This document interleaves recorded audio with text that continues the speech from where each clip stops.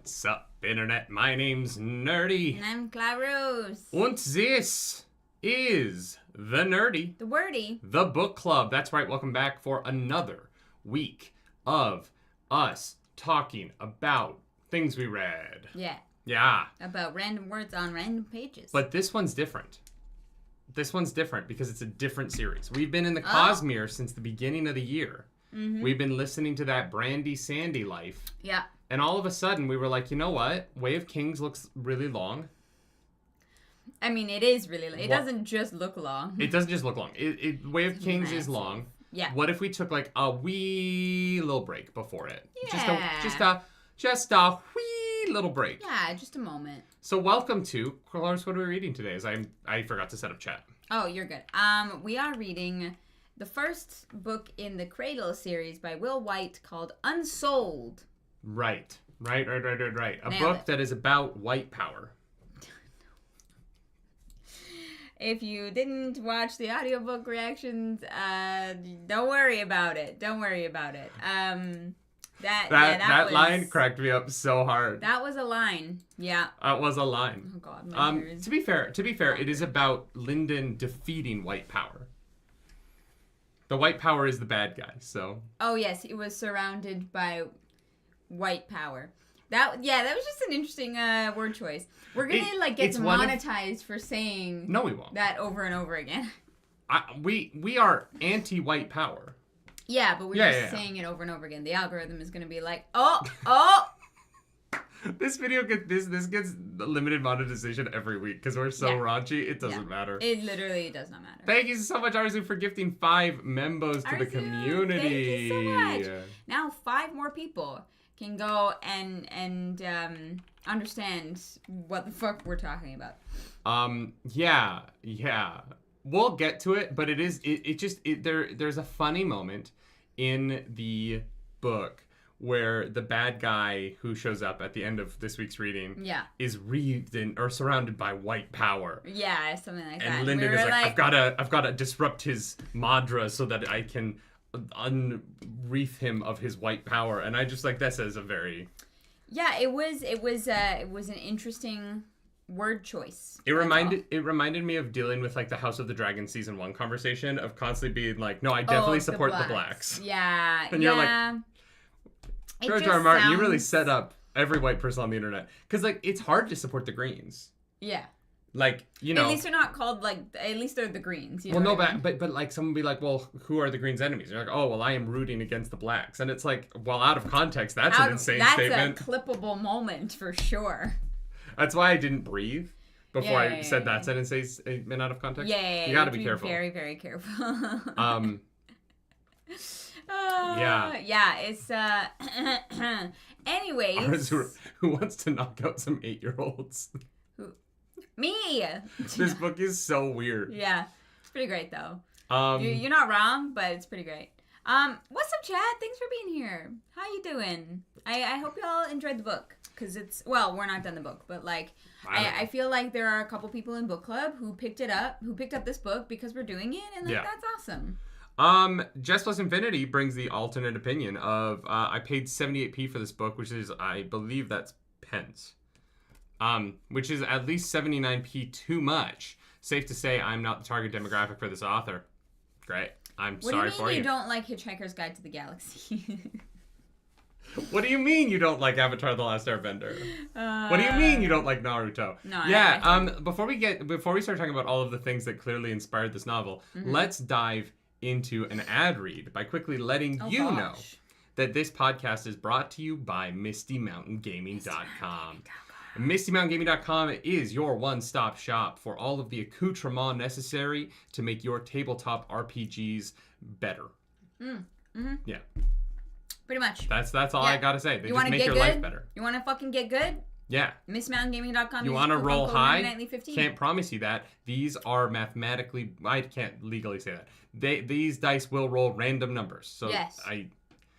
They are not rigged one way or another. That we found. And we rolled a lot of MistyMountainGaming.com dice. I don't know. I roll a lot of 14s. No, you guys get to 14 a lot. Yeah, no, I know. but that's because of how D&D works. Because of the plus system, you're more likely to get. But that's why it's funny. No. But I'm saying like the higher level you go, the higher your average roll gets. Right? Because you get more bonuses. You're rarely using your raw number. Yeah. Anyway, that's an aside in an ad read, which is something that we do here at Nerdy Nightly. If you would like to watch people monetize your product, sponsor us. But that's not what this is about. This is about who's sponsored us right now, and that's MissyMountainGaming.com. If you want dice, if you want a dice vault, if you want DM screens, all the good shit, go over there and use code NerdyNightly15 for 15% off your order. NerdyNightly15, 15% off your order. Clarus, tell me about Cradle. Well, there's a planet that holds babies. You're really hung up on the infant line. Yeah, no, it's just funny. Like Blue, thank you for being an 8-month subscriber over on Twitch. Oh, hell yeah. No, it just is funny to me that, like, there's a planet where they, like, keep the babies to become not babies. Don't know how they become not babies because they definitely, like, die. Like, a lot of people die. So is it one of those things where they're like, you all go over here and, like, maybe one day your parents will come back for you. It's an orphanage. It's not a cradle. You know what I mean? It's like Annie. She's like, I know my parents are still alive and they're going to come back for me. Sure. Yeah. Am I wrong? Yeah. No, I know. I know. I just was like, Cradle, that's such a odd name for, like, a series. And now I'm like, oh, it's literally a cradle. I don't think Cradle... I immediately understood what Cradle meant. Like, the cradle of humanity is, like, where we're from. Like, that's like a, like... What? Cradle is a beginning place, right? I think that, like... Yeah, obviously it's, like, the literal thing that your parents keep you in as a baby, but I feel like the cradle of civilization is a common term. Yeah, Africa's the cradle of humanity. Never heard that. Heard it used to describe anything other than a physical cradle. Yeah. Yeah. Clarus never actually had a conversation with another human before the show started. So you're watching an adult learn. So then what was the nightly morning show? That was not a conversation. That was me talking and you sitting there being like, oh, interesting. I don't care. Cool. That was me wanting to do a news show and you going, we got nothing else to do. I mean, yeah, news, It wasn't really my thing, which is why we stopped doing it. There was a point where I was like, do you, like, care about this at all? And Clarus was like, I mean, I don't want to talk about this, but, like, it's what's news. No, you said that to me. Well, I mean, I'm sure there was a subject where I was like, this does not interest me, but okay. I'll go ahead and thank you for that super chat. Go ahead and thank you so much. Bit doubtful that you'd like the Jianjia genre tropes, even softened by a more Western take. So curious about your thoughts. Was exposed to it in film, TV growing up. First-gen Chinese American, very cool. But my non-Asian friends aren't fans. I don't know how I feel about it yet, honestly. I heard of the Jianjia thing from the patrons last night who watched the audiobook reaction. Okay. I was like, this is a new thing for me. I don't know what it is. It was interesting to read a book that was just so clearly a white guy writing, like, his anime fan fiction. And I don't mean that to be dismissive. I think that I'm saying it in wrong with an inflammatory way to be funny for the show, but, like, there's nothing wrong with that. Yeah. This book just it does, the opening of it feels very much like a person watched Naruto and was like, I want to write my Naruto. And that is kind of what it feels like until the sci-fi shit starts happening and, like, the Douglas Adams inspirations feel like they kind of creep in. But the initial thoughts that I had reading the book was very much like, oh, this is very clearly a Western person who really liked Naruto. And the Shadow Clone Jutsu and the Fox and the Hidden Valley. It's not Hidden Valley. It's the Sacred Valley. Sacred Valley. But I keep thinking about Ranch because I'm on a calorie deficit because I'm trying to lose weight. Ranch, specifically. All right. I just think, like, Hidden Valley is very funny. And I think that the book is... mostly successful at telling something that is new once it gets out of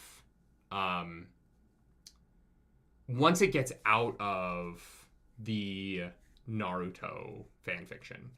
I think it gets better once it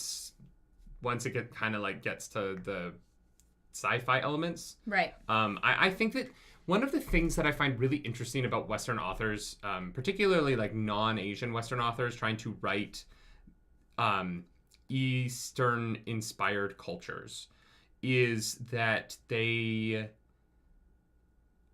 write the like very surface level harshness of the politeness, and they don't fill in the why very much, right? Like, one thing that I noticed in my 4 months in Japan, and one of the ways in which the way I viewed my time in Japan as changing over the time that I was there, was there were so many elements of the harshness of the culture that I came to understand the, like, why it is this way being an attempt to benefit other people, right? Like, there is a real, like, strict way in which people are expected to behave in public that is built on this idea of not infringing upon other people's space.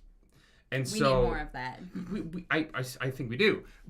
But there are also like freedoms, and there's a level of patriarchy there that I don't want, that I think like they need to soften up on. I don't think anywhere is perfect, right? Yeah. This book, I think in its opening, I think that the beginning could have been a lot shorter, and I could have gotten the same information that I needed. You say that, but I genuinely do not understand the magic in this world. Let's get to that in a second. I want to say this point first, and then I do want to talk about that. Yeah. I think that the beginning of this book spends too much time setting up the strict and like polite nature of the society, while undercutting it with every single person that we meet. And we do not get the value of this society very much at all. I think that every single person that we meet in this culture that is all about honor is a deeply hypocritical person who does not behave honorably. Every single one, right? Lyndon is the only one that sort of lives up to the expectations that we are told this culture is all about. I don't know why his family is not honorable. The idea of Lyndon as being this, like, unsouled person who needs to be taken care of is not carried through by anybody. Right? What? Like, we do not see Lyndon taken care of by the society at all.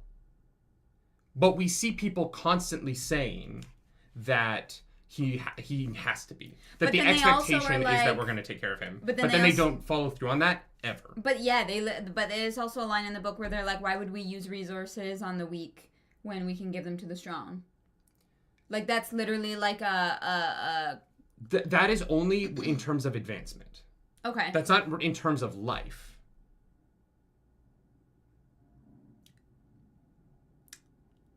Right? No.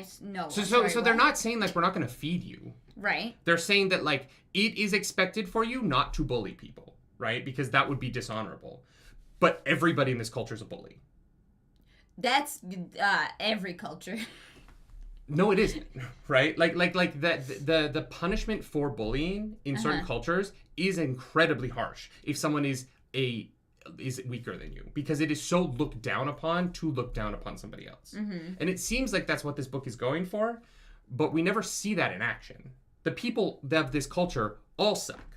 They're just terrible. And so when this book, when we get to the end of this reading this week, and they're like, well, this thing comes and destroys your culture. It's like, well, okay, that's fine. There's not really any value to this culture. There's no kindness. There's no generosity. There's nothing that you've shown them. me. Get rid of I'm them. not saying genocide them. I'm saying that I am saying that the book spends so much time telling me that everything about this culture is bad. Yeah. Without showing me any of the value of it. And I do not believe that any culture exists without that. This book just spends 100 pages being like, everybody's mean to this kid. And I'm like, okay, well then, great. I'm glad he's leaving. Like, I don't want him to come back. Let these people figure it out for themselves. If they're going to be assholes, if everyone is going to be a asshole the whole time, why should he come back and save them? But and I think honestly, that's the point, is that he does come back and save them because that is the actual honorable thing instead of their, like, fucking weird sense of what honor is. Sure, no, and I agree with that, because he's going to be a better person than they are, and I understand all of that. I just think that there is a tendency when I read, the point that I'm trying to make, is that there's a tendency when I read Western authors writing Eastern cultures, that they really lean hard on the cultural expectation and the politeness and the caste systems, but they don't fill those out with why they exist. They just lean on the shallow, what I can see from those caste systems and what I can see from the politeness and the way that they talk. It feels like a veneer rather than a culture sometimes. Okay. And I think that if you really want to get deep into like why these things exist the way that they do, right, I think that that's a really interesting thing to do. This book doesn't do that to me. This book shows a very shallow culture with very shallow, hypocritical people. Yeah. And well, yeah, I think that there's reason that they can't advance to like the other countries in the world, right? Everyone else that Lyndon is shown on this planet is like so much more powerful, because I think that Sacred Valley is literally stagnant from being like isolated and having these like weird ideas of the world, you know? Yes. Yeah. Like, no, I agree with that. They literally feel like the infants of this universe? ? Yeah, and the planet. But yeah, it's this book is definitely not what I was expecting at all. Yeah. It feels like chapter, like the first like section to like chapter 9 is like a prologue. Yeah, and it is the kind of series it's where... It's not a criticism. It's just I was like, oh. It is the kind of series where it's like, we're going to tell you a lot about a magic system, and then most of that stuff is going to be wrong pretty right away. See, you keep saying that it's wrong, and I don't think that it's wrong. I just think that it's like primitive. It literally has to be wrong. Why? Because in order for a 6-year-old in a country next door to be able to reach gold, then everything that they think about Madra has to be incorrect. No, it just means it's primitive... No, but it just has to be. You can't be right and not be able to accomplish gold in your entire lifetime, and they can get to gold at 6. Like, that you have to be doing it wrong. I don't believe that. If they were doing it wrong, it like wouldn't work. You know what I mean? It clearly isn't. Like, golds to them are viewed as fucking gods, and they can't get to gold in an entire lifetime, and there's a 6-year-old next door who's done it. They're clearly doing it wrong. Like, they just have to be. There's simply no way that it is possible for a 6-year-old to become a gold. And no one in their entire culture has ever achieved that. And when a gold shows up, their people are like, holy fuck, they've accomplished fucking ascension. Sure, and that they're doing their life, they're doing the cycling right. But like, they're fundamentally wrong about how they're doing it. But take fire, for example. Fire exists as fire. Okay. Right? Years and years and years ago, we had to like just rub sticks together to create friction to get fire. Right? It was like fire. It was like we still understood how to get fire, but now we have fucking Zippos and lighters and shit that like have advanced that fire so that it doesn't take like fucking 20 years of friction to get it done. It's not that like our understanding of fire was wrong back then. It's just that it was deeply wrong. Primitive. We thought that God granted it to us occasionally. Our original understanding of fire is after that. Like what I'm talking about, like friction. Yeah, and we thought that friction was magic. We were wrong. If you were to take a primitive culture, right, and talk to them about working out, they would not understand what muscle groups are. They would be wrong. They would be fit. But like I they don't would understand find a what way. that has anything to do with what I just said. Because we have to look at this not like creating fire, because that's external. This like Madra is an internal thing, right? Sure. So if we look at working out, if you were to talk to a primitive culture of people who are in great shape because they worked out frequently, they would not be working out in a way that maybe maximized their ability because they don't understand what they're talking about. If you were to like yeah, but they're go not wrong about it. If they're like, I know that like being physically active makes me stronger. They don't understand how it works, but they understand the basic concept of it. They're not wrong about that. But they would be wrong in like giving you advice on how to do it. Okay. Maybe, if you were to talk to fucking Arnold Schwarzenegger or a caveman from 20,000 years ago about how should I become more physically fit, they would probably both Arnold say Schwarzenegger has science and nutrition and understands the correlation between food and physical body in a way that the caveman doesn't. The caveman says lift and get strong, but that is not how you become a more physically fit person. You can lift and lift and lift and lift and lift and lift, and you will, if your diet does not have enough protein in it, you will get weaker because you don't understand what you're talking about. You just see, oh, if I do this thing, I will become incrementally more powerful over time. Whereas Arnold Schwarzenegger, because he's an expert on physical fitness and understands the science of it and actually knows what he's talking about, will get you a physically fit body with a good diet. And that doesn't make them wrong. But it does. If you're trying to become a better magician, because no, I can't move on from this because if you're trying to become a better magician and you're talking to people who their culture thinks that by doing yoga every morning and becoming incrementally powerful over the course of 50 years by doing yoga every morning, if there's another culture next door that's like, oh, well, well, yes, you need to do the yoga, and then there's also like this that you can also do to optimize that. The fundamental thing itself is not incorrect. But it is because they view Unsouled as being a deficiency rather than an unfortunate thing that can easily be fixed. Well, they probably don't know that it can be fixed. Because they don't know what they're talking about because they are incorrect about how it works. They are functionally incorrect about how it works. And so they believe, much like Neanderthals did with fire, that it's just God. That there's nothing we can do, and Lyndon I think our definition of wrong is different because I do not understand. But they are incorrect. They are incorrect about some things, but not like. So then, how are they not incorrect? But you can be like I don't understand. how thank you for joining the Nards. Incorrect. First 10 chapters were very bad. I don't think they were bad.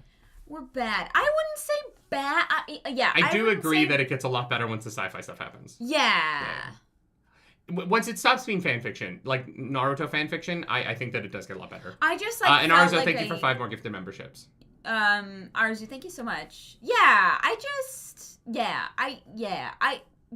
definitely didn't feel like I had a good grasp on like Madra for. Because it doesn't mean anything. Why? Because Isn't Madra... that the whole system of this book and what this series is going to be about? Like, sure, yeah, but she it's uses not... Madra and he uses Madra, but they're like literally like on different levels. It is the thing that Brandon Sanderson talks about, right? And we've been talking about in Brandon Sanderson books. I'm not going to spoil Brandon Sanderson books. I understand, but Brandon Sanderson has his whole thing where he's like limitations on magic systems make them interesting. Yeah. Because you have to play within the limitations. Madra as a magic system is nonsense. It allows animals to teleport through space and time, and also it is a soul thing, and also it creates, and also. It is like so many things that it isn't really anything except a tool for the story to be told. Yeah, it is like soul energy, and the more soul energy you have, the more random shit you can do. Yeah. Yeah. But at the point where it can teleport you through wormholes in space and allow your physical body to break the sound barrier, you pass the point where it is an understandable thing and it has to be kind of nonsensical, and you just have to accept it as nonsense and not be like, there are rules to this, because there clearly aren't, right? Like there's no limitations on this power, and so it can be anything. And so we get really vague terms like we wake up and we cycle our Madra. Yeah, I was like, what does that mean? It's a community that goes to Soul Cycle every morning together as a family. It's really like not a healthy family dynamic, but they have a routine. They They have their traditions. Yeah. Yeah. But no, my point about them being wrong is not to say that...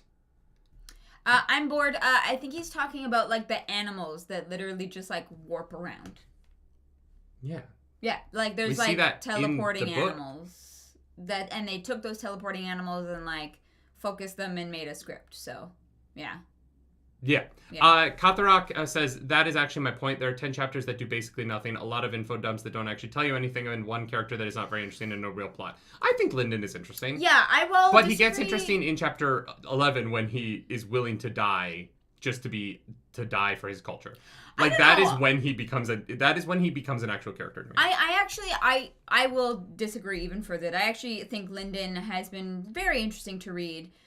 Because of his relationship with the world around him and with this, like, culture that, like, basically thinks that he's worthless. You know what I mean? I think that how he interacts with the fox is very interesting. How he, like, tries to get what he wants from the elder. Like, and no, I agree. I think he's fine. I think that there are interesting things about him. Yeah. You know what? I agree with you. Lyndon is interesting. I think the problem is that his relationships to everybody aren't. Yeah. He's a character that's interesting only in his internal life and not in his interactions with anybody. Yeah. Until he meets God. Yeah. Yeah. And he's like, wow, that's the hottest person I've ever seen. Should we start at the beginning and, like, work our way through? Sure. All right. So, welcome to Sacred Valley. Sacred Valley is not the Hidden Leaf Village from Naruto. It is, but it isn't. Yeah. We meet a young boy named Lyndon who is going through his test to find out which, like, part of the culture he's going to be a part of. I don't know if you guys have ever read Divergent or... The bowls of water made me think of Divergent, okay? But they don't...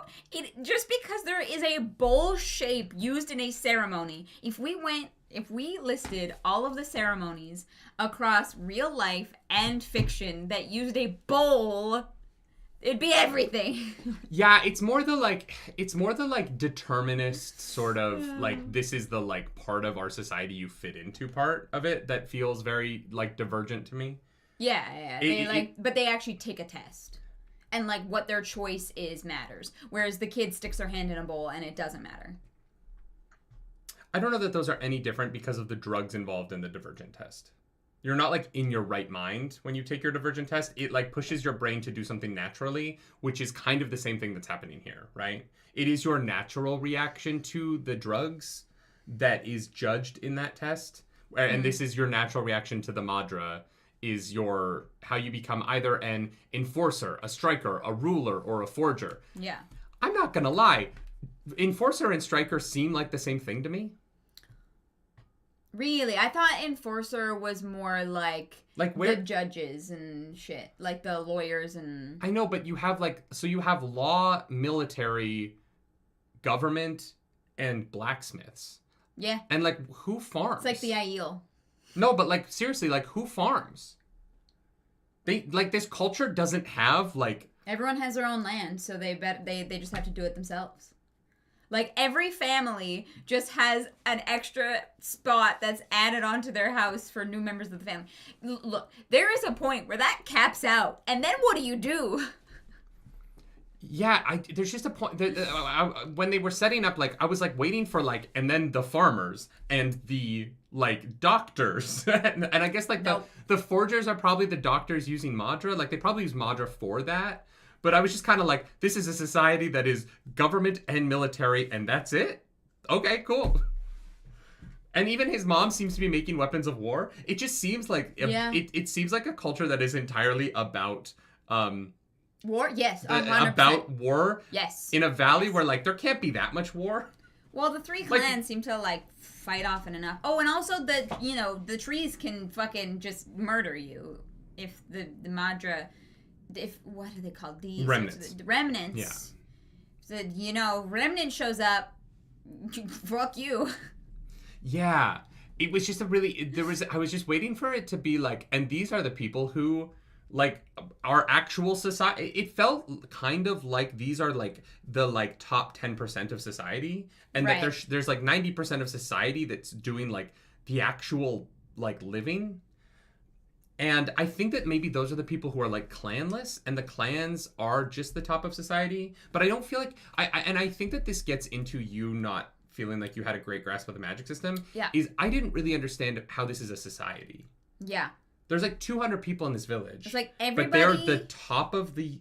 They're the top of like the valley. 100,000 people in the village. I thought. But there's only 200 that show up for like the super special morning cycling, right? Really?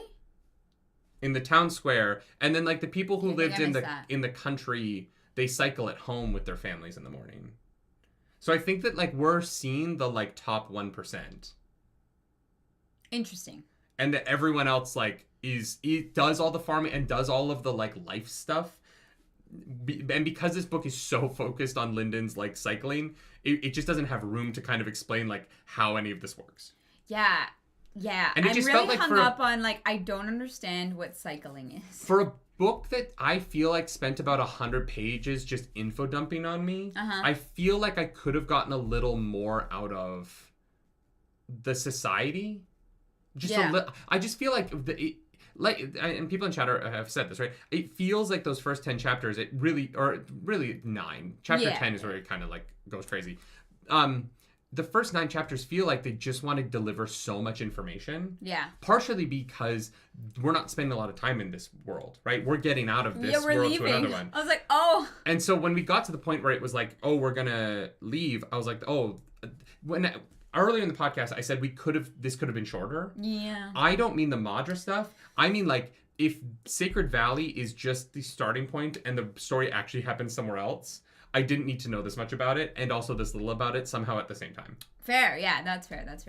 Quebexican, thank you so much for Quebexican, what's up? Memberships. Now you too can go watch the chapter reactions, chapter 10 and chapter 11. So, fun.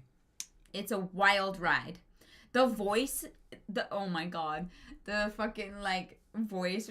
Do you know that I am God? I was like, what is happening? Anyways, go watch that. I'm not going to hurt you.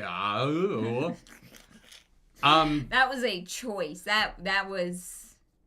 Rantom Moore says the show will probably spend a total of 30 seconds in this section of the book. I agree with that. Yeah, just a little montage. I think that the book will start at the festival.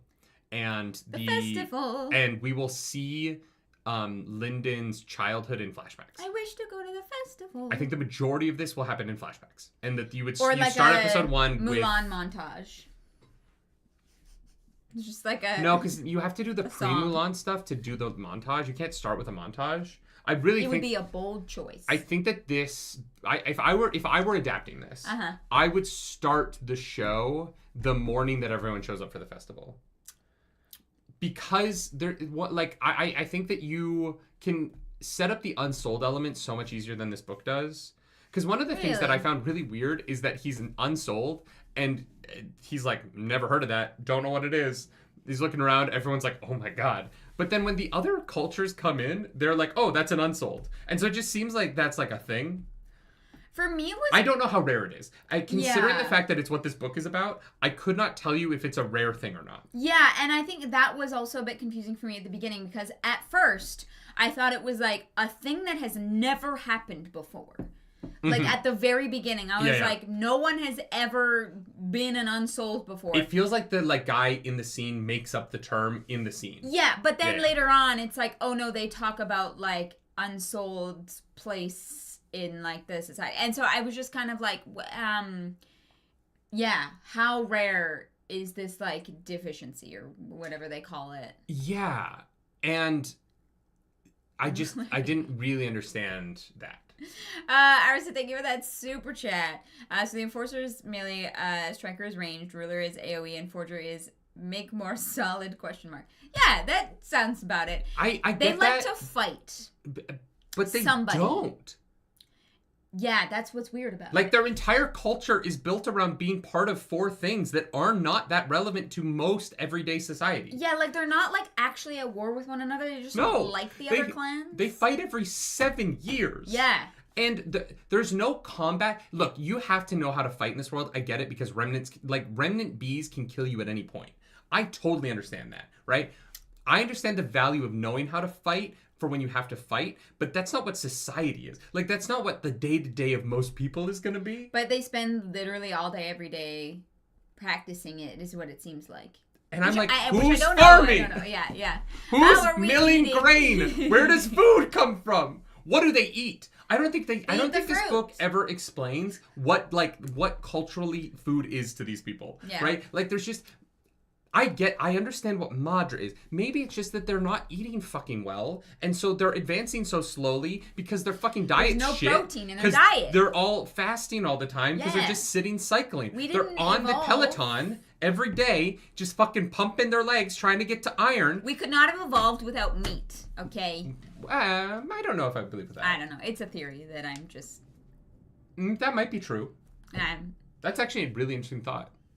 Could we have evolved if we had been herbivores? There's a theory that says no. But I am not big brain science. So. Blue, thank you for that super chat. Mentioned in Discord, but just for some understanding, their world is the size of Jupiter. That makes sense. All because of a bad translation ages ago that the genre stuck with. I mean, yeah, you would have to be... Okay. You would have to be... you would have to have a giant world for this to make any sense. Yeah, especially because they're, like, things are so far apart and so disparate from one another. Like, yeah. Yeah, mm-hmm. Well, and because you have sea dragons. Like, the problem with dragons as a thing is that, like, our planet isn't large enough to sustain them. Well, yeah, if you can fly, faster than a fucking plane. Well, it's more their size. It's the amount of calories that they would have to consume and, like, the way in which that they would have to find that. Like you could maybe have There's plenty of humans to eat. No, but you could maybe have, like, one dragon. Yeah. But, like, there wouldn't be it's kind of the D&D problem of, like, okay, there are dragons, but also, like, how do dragons repopulate? Like, how are they not consuming so much at the size that they are? And it's like magic. Like, the explanation always comes down to, like, oh, they're magic. Yeah. Because, like, if you look at the amount of calories that a whale has to consume to live, and then you just, like, scale that to a dragon, it just gets really complicated. Yeah, it's really why fast. Dragons eat, like, once a month, Yeah, which is, like, the snake idea, but the problem is that dragons don't move like snakes. And so it's like you're scaling up an animal that moves by slithering to an animal that has to fly with don't worry wings. about it. It's magic. Anyway, yeah. Anyway, Light Blind and Full, if you want to know what dragon tastes like, go watch my Delicious in Dungeon reactions over on Nerdy Daily. Okay, interesting. We get into it over there. Smoky meat flavor. That's, yeah. So, okay, we need to talk about the book. Lyndon is soulless. Unsouled. Which, no, he's soulless. He's not unsouled. Unsouled implies that he had Madra and that he lost it, but that's fine. Well, but he does have Madra. That's the thing. But unsouled, you have to be sold to be unsouled. Unsouled implies that it was taken or lost from you at some point, not that you were born without it. Nah, it sounds better than soulless. I understand that it sounds better, but it's not right. It's right here because it's fucking magic. The English is wrong. He's unseasoned. Yeah. He's very white. Ooh, wait, very but bland. Unseasoned, yeah, no. Yeah. Ooh, wait, Unseasoned might have changed my argument. Oh, interesting. Because you can't take away the seasoning for something to be unseasoned. Yeah. There you go. Maybe I'm wrong here. You're wrong. Nailed it. De-souled implies it's taken. There's a comedian who made this exact same argument about unsweet tea. I don't even want to talk about unsweet tea. You're just talking about tea. Yeah, why not just call it tea? I don't know. Unsouled just felt wrong to me the whole book. Because I was like, that doesn't really feel like what this is. But it's such a, like, it is such a not important argument that, like, I am the only person who would make it. Yeah. And I know that about myself. We watch him grow up. And it sucks. It sucks. These people are awful to him for something that is completely out of his control because they think that the only value that you bring to society is combat. And that's not how societies work, which is probably why these people are in the cradle of civilization because they're incredibly They've got some growing dumb. To do. Yeah.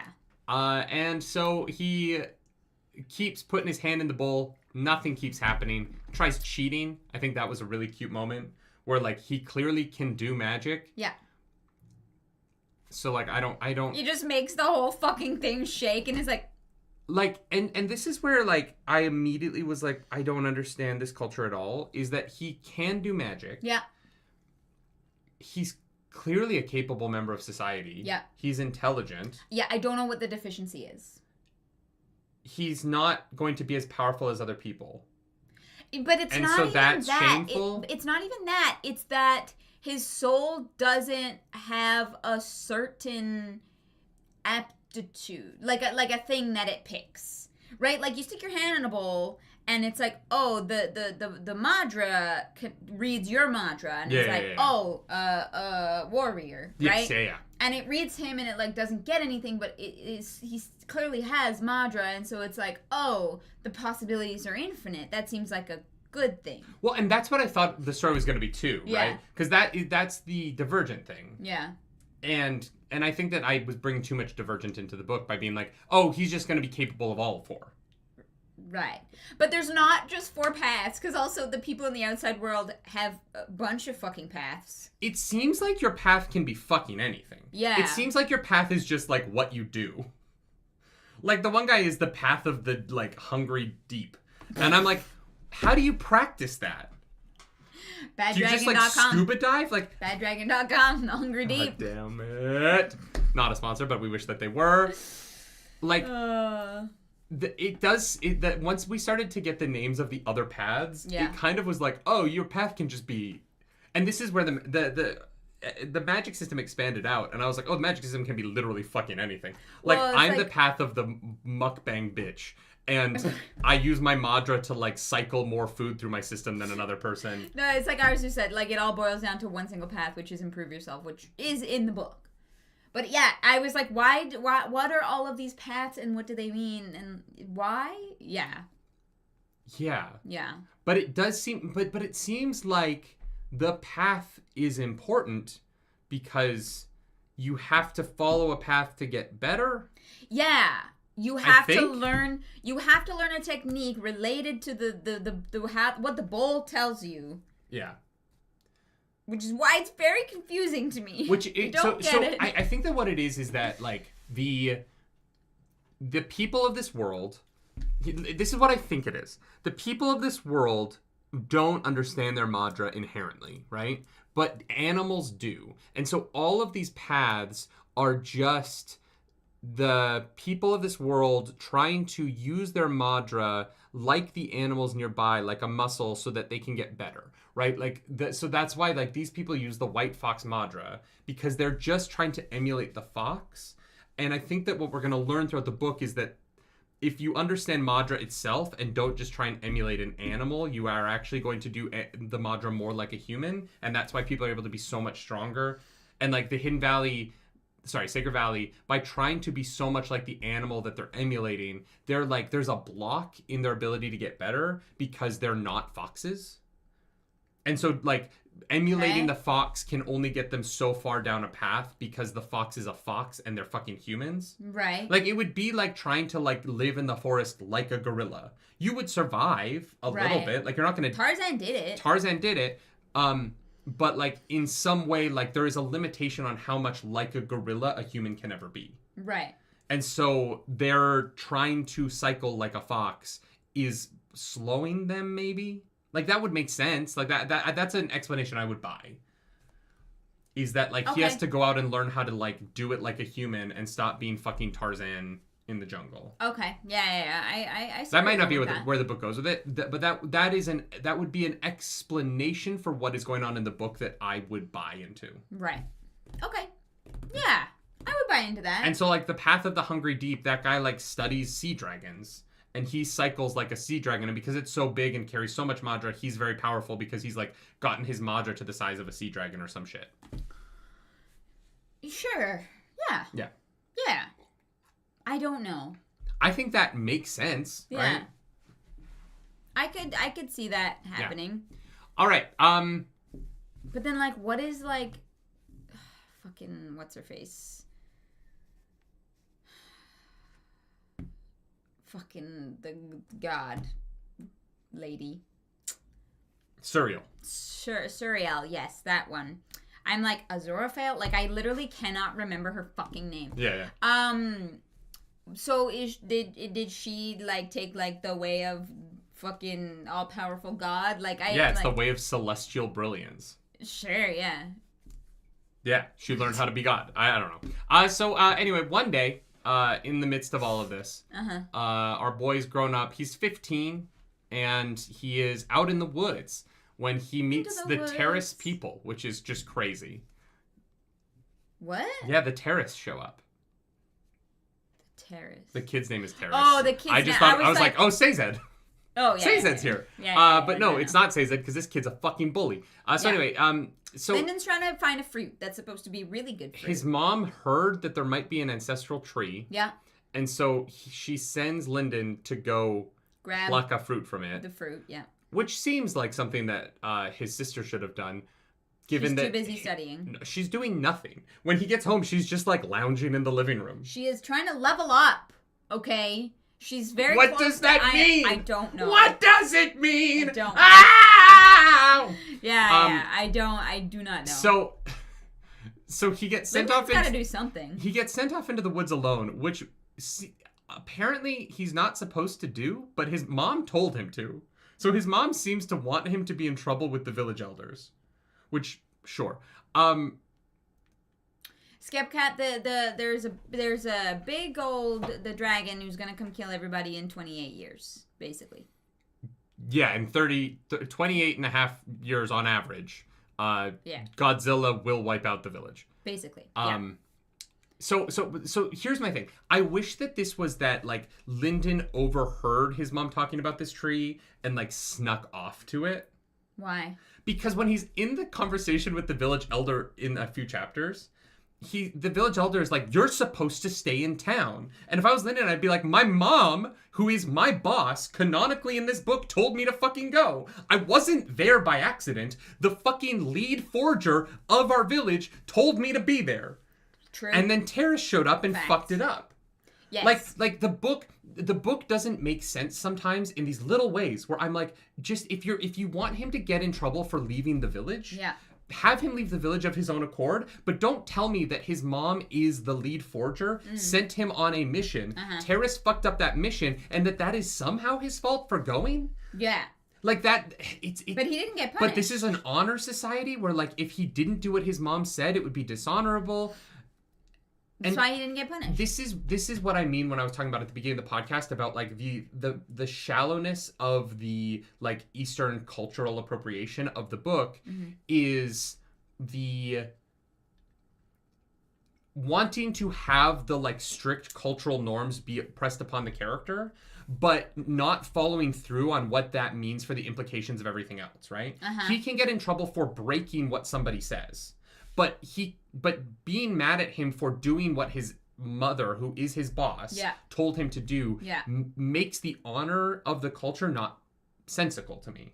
Because what his answer should have been, hey, I was there because it was my job and everything was fine until Terrace showed up. Yeah. He fucked up on so many levels. He was on an illegal hunt. And then when the other dad comes in and is like, your son was also a coward, his mom should have been like, no, my son was where he was supposed to be. I told him to be there. He was doing his job and your son fucked it up. Yeah. But his family doesn't stand up for him because nobody, like, thinks through anything. They all just kind of are like, oh, he challenged my honor in that way. And it's like, well, no, he didn't. Like, your son wasn't cowardly, and you could just say that, but you don't say anything because the book wouldn't happen. Like, the characters aren't participating. Well, no, this doesn't matter. But that's the thing. The characters don't participate in intellectual discourse in any way in this book. Yeah. They just kind of say whatever they need to get to the next scene while forgetting what is said in previous scenes. And that is why it feels like an info dump, because it isn't a because this happens, then this happens. It's a this happens, and then this happens. They're not really related, but they should be, but they're not. And then this happens. They're not really related, but they should be, but they're not. But we need you to get this information about the world. Mm-hmm. And a lot of it could be solved by having Lyndon go to the tree of his own accord. Yeah. But like, also, like, the thing with Terrace, like, doesn't actually need to happen. Like, I think, like, getting the fruit will be important. I mean, it is important because he's able to do the empty palm thing more times because he has more power now. Oh, no. Yeah, it is clearly important to the story. Yeah. But he could have gotten the fruit without it being that his mom sent him. Yeah. Like... Yeah, I don't know. They're basically like, you're unsouled. Everything is your fault no matter what. Stepcat says the tree thing makes zero difference to the story. I don't agree with that. No, the way the tree thing plays out, I think makes zero difference to the story. But the fruit needs to happen. The fruit absolutely needs to happen. It's and then I guess like the... That'll Do on Twitch just wrote, "What's wrong with her boobs? Gross." What's wrong with your boobs? I don't know. I don't know. They're great. To me. You have really nice titties. Thank you. That'll Do. I don't know what your problem is. I don't think That'll Do has seen like real boobs before. They've only watched anime. Yeah. That's so funny. That's, you know what? Yeah. If I'd never left my basement, I would be confused as well.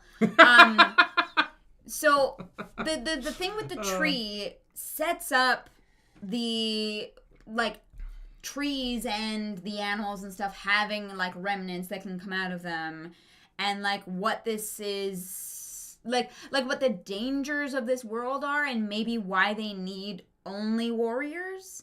But then it's like, oh well, like when the strong remnants show up, like you got like one hero who kind of like takes it out. Yeah. So I actually don't really know why they have so many of them. I'm Bored says you cannot set up for an Unsouled. They have no honor. It doesn't matter what insult Lyndon takes. But there's no insult. This is my problem with it. You can't set up for an Unsouled. Sure, that's incredibly not how honor culture works, right? You can stand up for your family. The problem is that Lyndon's mom is the head forger. Sends him to do something. Yeah. By insulting Lyndon, you're not insulting Lyndon. You're insulting his mom. You're insulting the person who sent him on his mission. That's how honor culture works. And so his mom should be able to smack that bitch down because I sent him to do something and your son fucked it up because he was hunting a fox, which he's not allowed to do. Nothing about this makes sense to me. Yeah. In the way that these characters should interact with it. He's also like, we weren't gonna kill the fox. We were just tracking it. Sure. Like, I was like, okay. You still were doing what you weren't supposed to do, and you infringed upon a mission that a forger from the city sent her assistant, his literal job title, to go do. Yeah. That doesn't make sense. None of that makes sense to me in a way that, like, I was like, well, why is this a problem? I don't know what Wuxia cultivation is. Wuxia cultivation, honor culture. I don't know what this genre is. We're only diving into what the book tells us. Yes. And we're saying that the book is not setting this up very well.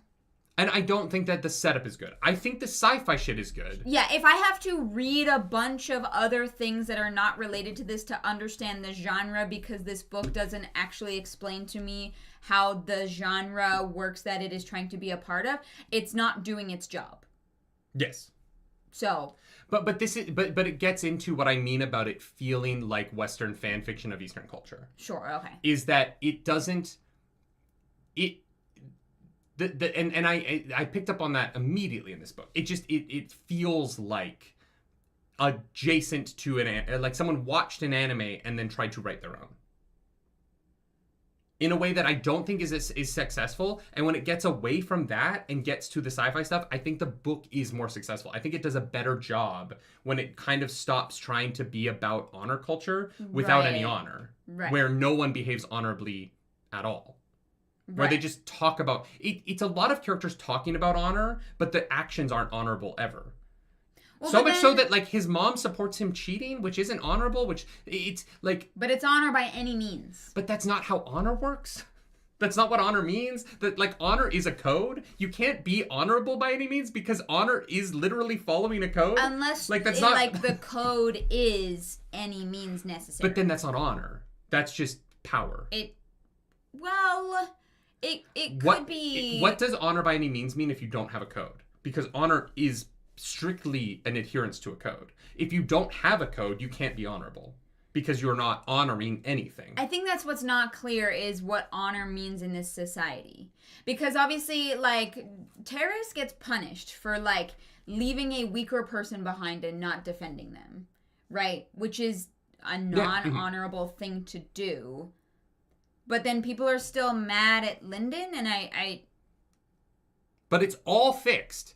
It is literally all fixed by Lyndon hearing his mom talk about the tree and then going on his own. It solves the entire opening of the book. Because then all of the other actions of everybody involved make sense. Sure, yeah. Right? Yeah. The problem is that because his mom sends him, you tangle his family's honor in the action of him being there. Yeah. Gordon Chen, thank you for that super chat. This is one of the tropes I didn't think you'd like about the genre. Might makes right. You don't talk back to someone stronger or higher position even if they're wrong. But no one's talking back to anyone. I don't know what you mean by that. That's not what honor is, Gordon Chen. Then just don't describe it as an honor culture, because that's not what it is, right? That's not what's going on at all. Ironically, that's very funny, Michael Kioski. I don't really get it, and I don't think the book has done a good job of helping me to understand. Yeah, no, I agree with that. Yeah. And I think that it is the deficiency of the opening of this book. Is sort of, it starts off with sort of a confusing village where shit just sort of happens. Yeah. Yeah. Yeah. Arzu says what we call honor and what this Wei clan calls honor are two very different things. Yeah, I just not wish in that description. That's set up. No, but it's not described. It is. They're literally you cannot harm someone beneath you. That is dishonorable. No, you can. You can fucking kill them. No. But literally, Lyndon is this person could just decide to kill me. Doesn't matter. My life is forfeit at every single second throughout my day because if someone higher than me decides to fucking murder me, it's done. They'll get maybe a slap on the wrist. They do say that in some scenes. Yeah. And also in the woods, Lyndon goes, "Oh, he wouldn't hurt me in front of other people because it's dishonorable to hurt someone lower than you." He literally says that when he sees what? Terrace. When he sees Terrace in the woods, it's dishonorable for Terrace to hurt him because he's unsouled, right? Because he's lower than him in the rankings. And then later on, it's you can kill somebody who's lower than you and it doesn't matter. And I'm like, that's not how you introduced it the first time. I don't think I got that part. That's what he says. I don't know. Blige Monkey says it would be a minor shame if I recall correctly. So okay. You can kill someone lower than you and nobody cares, but bullying them is bad, but it isn't. I don't know. I could not follow what the rules of the honor of the society were because honor's a code and you can't you have to have something. You have to have something to buy into. Yeah. Anyway, we're talking about this too much. It doesn't matter. My point is that you fix the entirety of the opening of this book by having him sneak off to go to the tree without his parents' permission. It literally solves... It makes everything work in a way that, by having him be there because of his mom, the book doesn't work to me. The plot of it actually doesn't make any sense. Yeah. No, and that is, leading to my confusion about how this clan and society all function. Because I would feel I don't understand. I would be more interested in the magic system being such a soft magic system if the honor system were more rigid. But because the honor system is also as soft as the magic system, neither side of the story really has any rules. Well, the weirdest part is that, I think we're leaving. Yeah, no, we spent so much time here. And obviously in the podcast we spent the last, half hour talking about it. No, but I think it's interesting because, people are oh, this is, based on a, trope thingy, which is, fine, but if it's the first thing I've read in this genre and I can't understand what this trope is supposed to be, I think that is a bit of a failing on the book's part. Skepcat says that would also make him proactive instead of reactive. What? A proactive protagonist? A character who's all about forging his own path? That would be a shame. Now. It would be such a shame if the character was proactive. That would suck. I would just hate it if the lead of my book was a proactive character who did things because he wants to do things. Anyway. Now he wants to fucking bone Azuraphale. So Terrace, he's practicing his script on a tree. And Terrace, who's an idiot, doesn't realize the tree's an ancestral tree. So Terrace, to punish the Unsouled, because it would be dishonorable for him to hurt the Unsouled, he punches the tree to punish him. Because it would be dishonorable for him to hit the Unsouled. That's literally why he punches the tree instead of him. It's just kind of fuck you. So he's fuck you, I'm gonna break your tree. Okay. Terrace is so stupid. I guess. I mean, yeah, he's definitely not, like, intelligent. He barely matters to this. He was fucking illegally hunting a fox. Yeah. He's definitely not an intelligent character. Gordon Chen says... Thank you for that super chat. My comment was regarding Lyndon's mom not defending him. Also honors whatever someone Songer says it is. You see that through the reactions. That is not how Eastern culture views it. It just isn't. Like, that is not... sorry, I shouldn't say that. That is not how it is in Japan. And... So my understanding of this is purely based on my time in Japan and my understanding of that culture, which is admittedly not a complete understanding, right? Maybe this is something that is a different thing by region, but that is not what honor is in my understanding of it. And it also doesn't mean anything. Right? If you set up honor in your book as being whatever the strongest person says honor is, you have fundamentally removed the ability for your audience to feel certain what you're talking about at any point. Right? You've taken that out of your novel and you've made it a soft honor system that can change at any point depending on who's in the scene. And so it's like, okay, well then I don't know how to follow this. I don't know how to like get invested in this because I don't know what it is. It is, and the magic system also doesn't have any rules. So it's like if none of these things have rules, then you've essentially you've spent 120 pages explaining to the audience, don't fucking worry about it, we're gonna get out of here. And it's like, okay, well then why is it 120 pages? If all of this is so fluid that it can be anything, why spend 120 pages telling me about it before you get to what this book is actually about? Just get to what the book is about. Start at the festival, tell me the kid's unsouled, and then have God show up. I don't need everything else. I don't need the tree with the fruit. I don't need the family. I don't need any of it because you're telling me that it's so liquid that it doesn't matter, and he's not going to matter to the book because his whole thing is that he can't live here. He has to leave and go meet another culture. So just like don't spend 120 pages being vague about what this one is, but spend a lot of time on it. We spent 120 pages. I don't think you understand the magic system at all, and I don't understand how the culture lives. So, like, we're sitting here like, great, I'm glad we got to something interesting so that we can get the fuck away from this place. Oh, yeah. What happens in chapters, like, 10 and 11 are amazing. 11. And even 9. Even 9. Yeah. I would say 9, 10, 11 are great. Yeah. It's really like the first 8 where I'm like, fuck? Am I supposed to care? Am I supposed to... I was feeling very, like, bland on the book until those last couple of moments. I didn't like it. I told you I got to, like, chapter 7, and I was like, Blue loves this series, and I don't like this book very much. You're like, oh no, how do we break it to Blue? And then once we get to 9, because I remember, like, we were sitting, and I was like, oh, God, like, I'm, like, almost to the audiobook reaction, and I was like, I don't know that I'm feeling it. And then we got to, like, the final, like... few pages of 9. Yeah. And I was like, oh, I'm in. Okay, something's happening. There's a plot to this book. Yeah. It isn't just like bullied kid gets bullied by everybody. Right.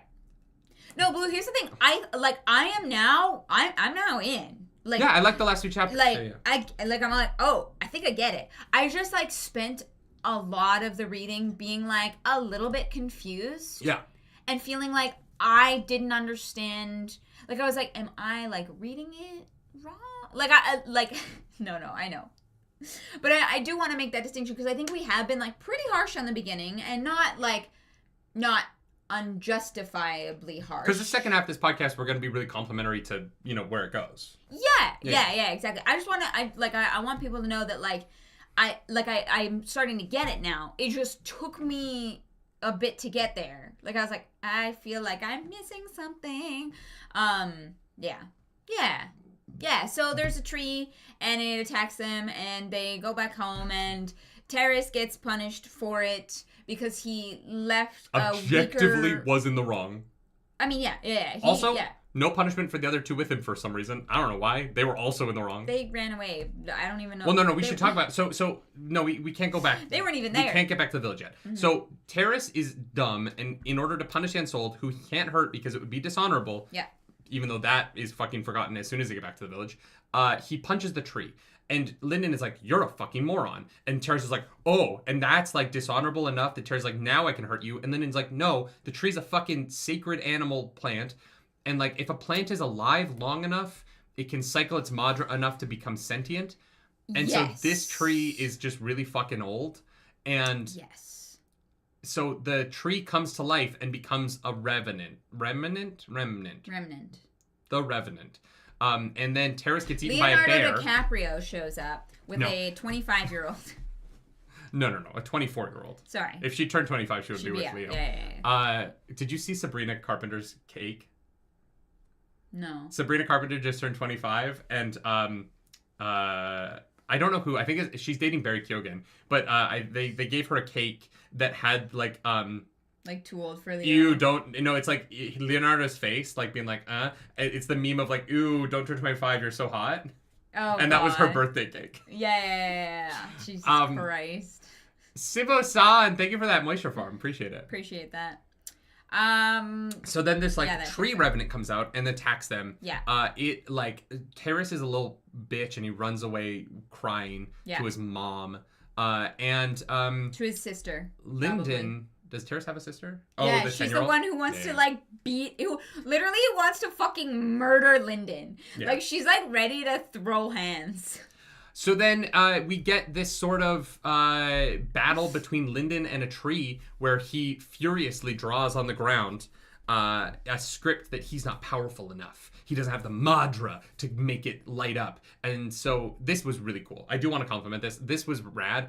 And honestly, I wish more of the magic system felt like this moment where he uses the script to create a circle that will be powered by something entering it so that it can't leave. Yeah. And so the remnant gets caught in it and it cannot leave the script circle because its own power is cycling down into the magic circle. Yes, very cool. Brilliant idea. Very fucking cool. Lyndon is clearly a fucking genius. Yeah. And this cult, he's 15 years old and this culture is like, you're useless.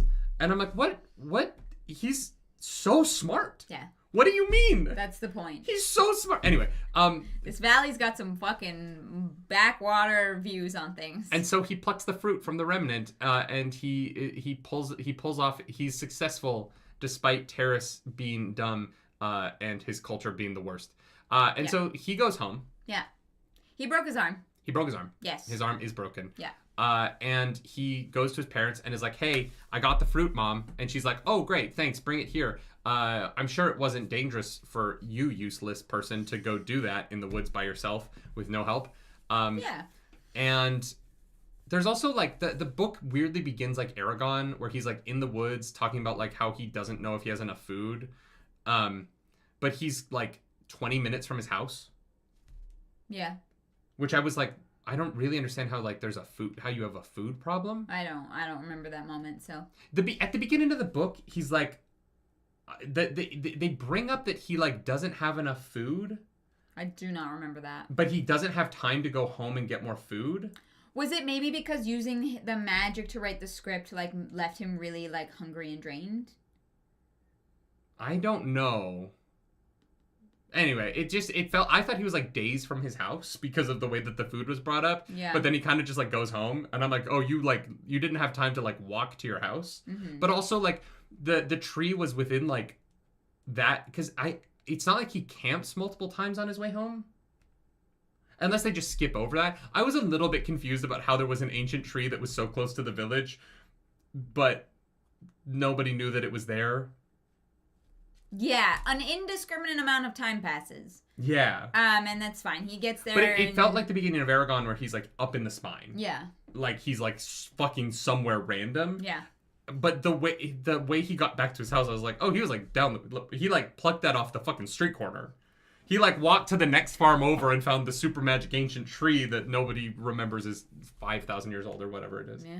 I just, that felt odd to me. Mm-hmm. But he gets home and his parents are like, oh, great, thank you for doing that. We're going to eat this fruit now. And he's like, but I want it. And they're like, excuse me? You? No. And he's like, I fucking broke my arm to get this thing. Give me half of it. And I was like, yeah, fair. And they do. He eats a lightning fruit. Yeah. But so his mom sent him to go get it, intending for him not to eat it, which feels unnecessarily cruel.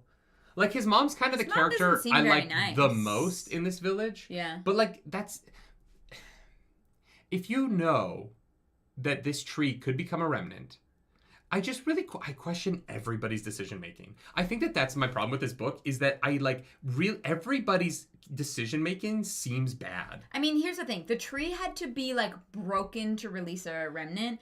She can't have known that there was a 1 in a million chance that some fucking idiot was gonna punch a tree. I just mean I guess maybe plucking the tree wouldn't count as that. No. You can take the fruit. Yeah. It's like breaking the tree's body. Like, it's like casing, because it's like holding the soul stuff in. And once that's broken, it's released. But anyway, so they kind of argue over... She barely qualifies as a not bad mom. Yeah. Yeah. They kind of argue over who's going to eat the fruit. The sister's going to get a big chunk of it because she wants to... They want her to advance to iron because she's close and she's like 16. And... if she advances soon, which she's already close to even before she eats the fruit, she's going to advance really young. And so that'll bring like great honor to the family. Yeah. And so... What? Well, Blue just brought up that it's less than a day. But like if it's less than a day, why is he having food problems? It doesn't matter. It does not matter. What matters is the... So the sister needs to advance to iron. His dad wants some because his dad feels like he's close to Jade, maybe. Really? Oh. But he knows that he isn't actually. No, because Lyndon is like, are either of you close to Jade? And both of them are like. No, but I mean that like in the conversation, the argument that his dad is making is that like it would be great honor if I were to advance to Jade. Right. And it isn't like, until Lyndon pushes him on it. Yeah. And so. But his dad can't advance anymore because his dad is like crippled from previous fights. I think he can advance. But Madra is a magic system, and so I don't know what that means. Like if your body's not whole, it's harder for you to do Madra, which seems weird for an internal magic system. Like, it's yoga. If you don't have all of your toes, like you can't get to Jade or something. Yeah, I don't know. I don't understand what his injury is. They don't really go into it. Not at all. And so all we know is that like it affects his life and he's very bitter about it. Yes. Because then he goes and dies. Well, no. In the future, yeah. In the future, that doesn't happen. Yeah. Which might still happen. Who knows? That part, I don't know how much you can really change about it. But ultimately, the family does make the right call. They give half of the fruit to Lyndon. They give half of it to the sister. Yeah. And so he feels like lightning is in his belly for a couple of days, and very little else changes. He gets more powerful, but he doesn't feel more powerful.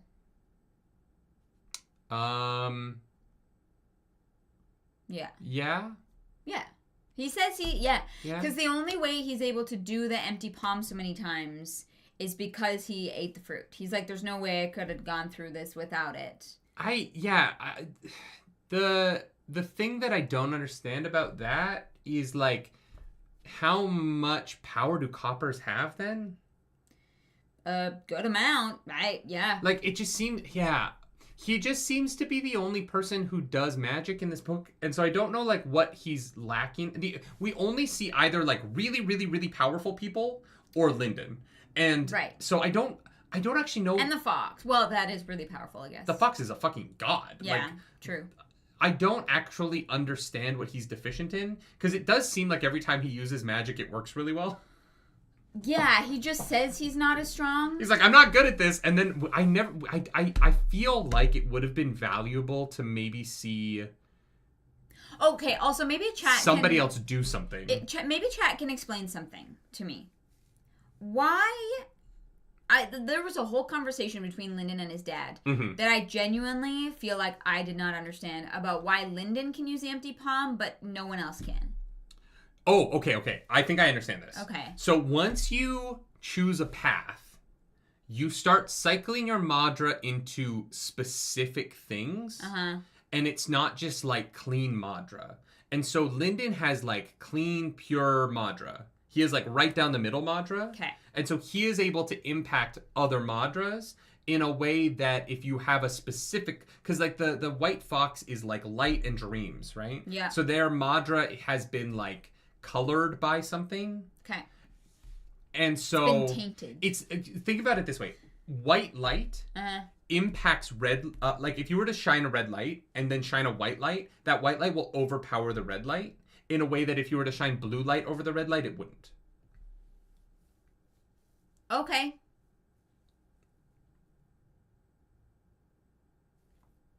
Right? But then why could his sister use the open palm on him? Yeah. Because if his sister is a copper, almost an iron. Yeah. So, like, Lyndon can use it, and then coppers can use it, but irons can't? Coppers can't use it. I think that his sister's just beating the shit out of him because she's so much more powerful than he is. No, he literally, like, goes dizzy. Like, he... Yeah, like, but I think that she's just shoving... hard. I think that's because he has so little Madra, and she's shoving so much into him that... Because she's like, I need to experiment with this 11 times to understand how it works. But then later on, his dad is like, only you can use this technique. Yes. Okay. Because he's too weak to defend himself. Because he's too But weak. a person who is not too weak to defend himself would... So the magic system is whatever the plot needs. Okay. And so in this case, it works. Okay. Because the plot needs it to. Cool. All right. Because the book wouldn't make sense if Lyndon wasn't further physically abused by his culture. Okay. That's a joke. It would. But yeah, no. It's just that the book needs to punish him for no reason, so that when he rises up, it feels cooler. Okay. It's not. There's no actual value in her beating him up here. It doesn't. No. It actually doesn't help the magic system. Yeah. It does make the magic system make less sense that she's good at it, but it is what the plot needs. Based on the nature of Madra, it will have different effects. That is not what his dad says. No, that's not the conversation that's had. I'll say, Blue says you're flooding their Madra channel with yours, which replaces temporarily what is flowing through their Madra, and since you need your own Madra to use your techniques, it causes them to fail. So he's basically putting like an implant. He's like, I'm going to put my magic into your magic soul, and you don't understand how to be unsouled, so you just lose it. That doesn't... But if a copper were to like put the copper into the iron understands how to use copper. Yeah. Okay. That helps. Thank you. Thank you. But then, so like, a white fox person couldn't use it on another white fox person, but a white fox person could use it on a Kazam person. So then it's only within your own clan that it's not helpful. But if you were to if a Jade of the of the White Fox people of the Wei clan were to open hand a Kazam, then it would work.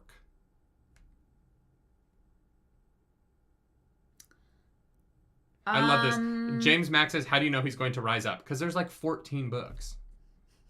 I mean, yeah. And also, like, God comes and is like, you can work really hard and rise up. It's gonna happen.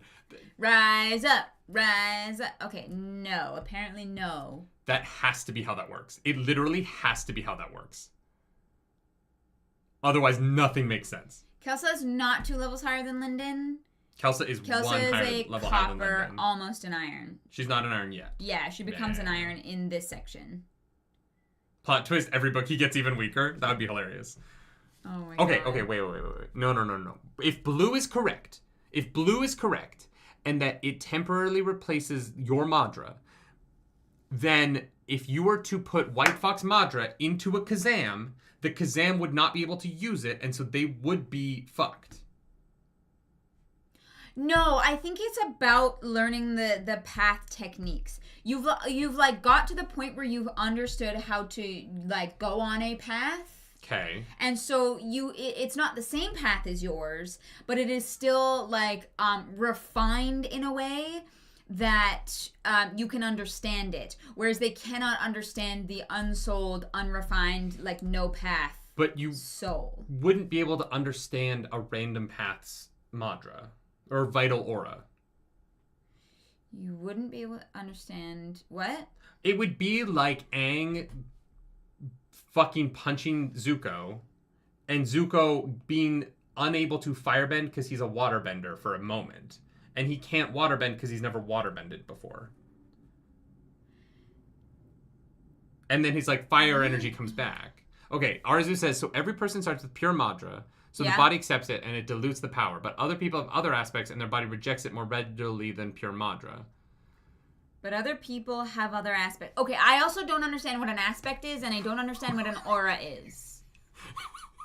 And this is why the magic system confuses me. Why does the open palm work at all, then? I don't know! Every person starts with pure Madra, so I'm losing my mind.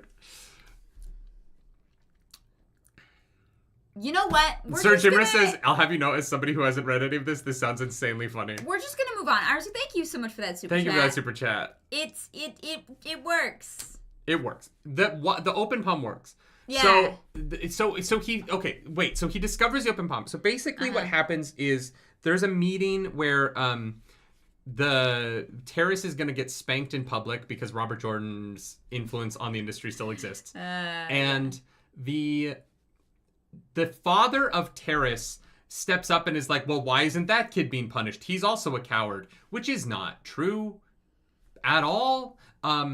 He didn't run from the thing. Oh. What? None of this book fucking makes any sense. It's all solved if his mom didn't send him. Because they must be lying. So his family is lying to the community and saying that he ran from the Remnant. This isn't written, but it has to be true, right? His family is lying to everyone and saying that he ran from the Remnant so that they can hide that he got the fruit from the Remnant. Why? I don't know. But Lyndon tells Whisper that he got the fruit. But he lies to the elder about it. He does? Yeah, he doesn't tell the elder that he got the fruit, right?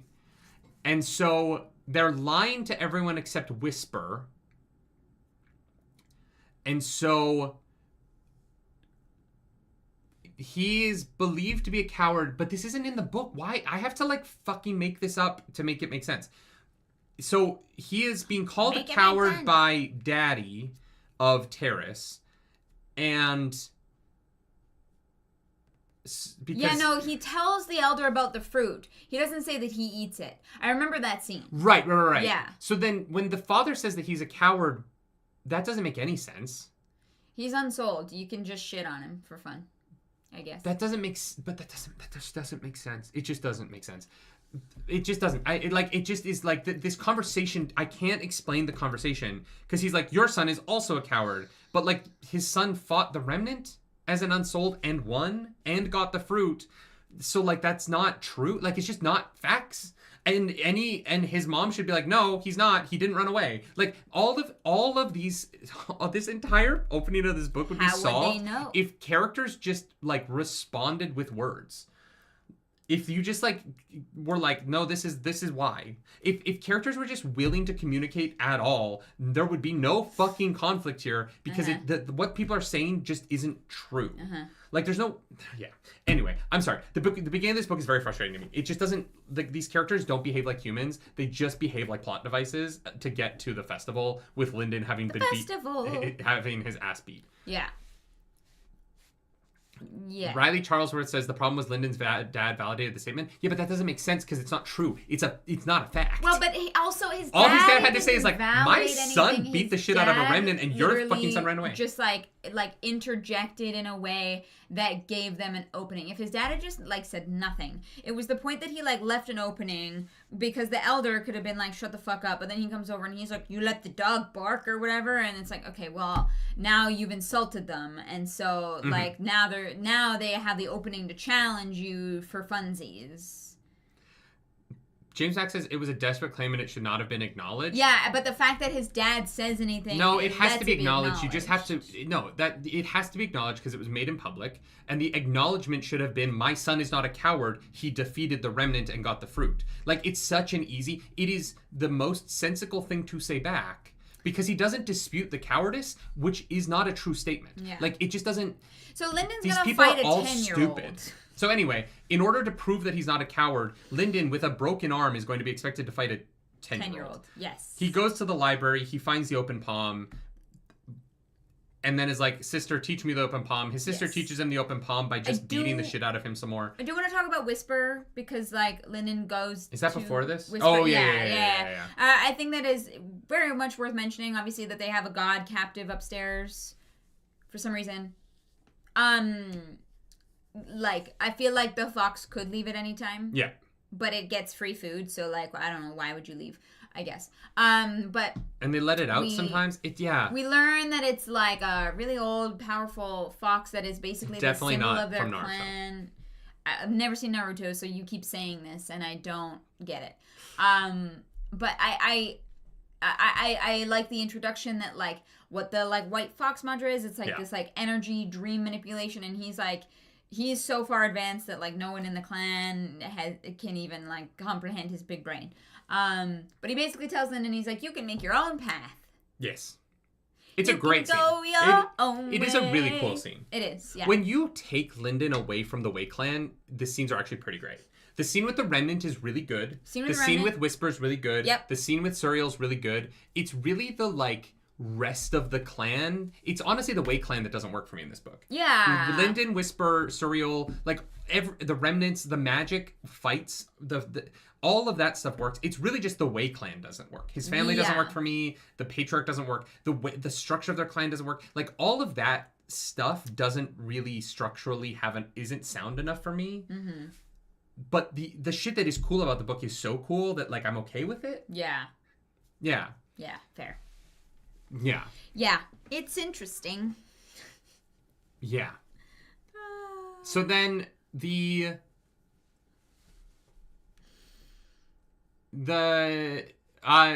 says the Wei clan is supposed to seem shitty, to be fair, while everyone in Sacred Valley is supposed to seem shitty. You can write a culture that seems shitty without them not making sense. Like, the internal logic doesn't make sense. You can have a culture be assholes, but you can understand how they function. The Wei clan doesn't make sense. Like, their internal logic doesn't live up to what I'm being told the way they live is.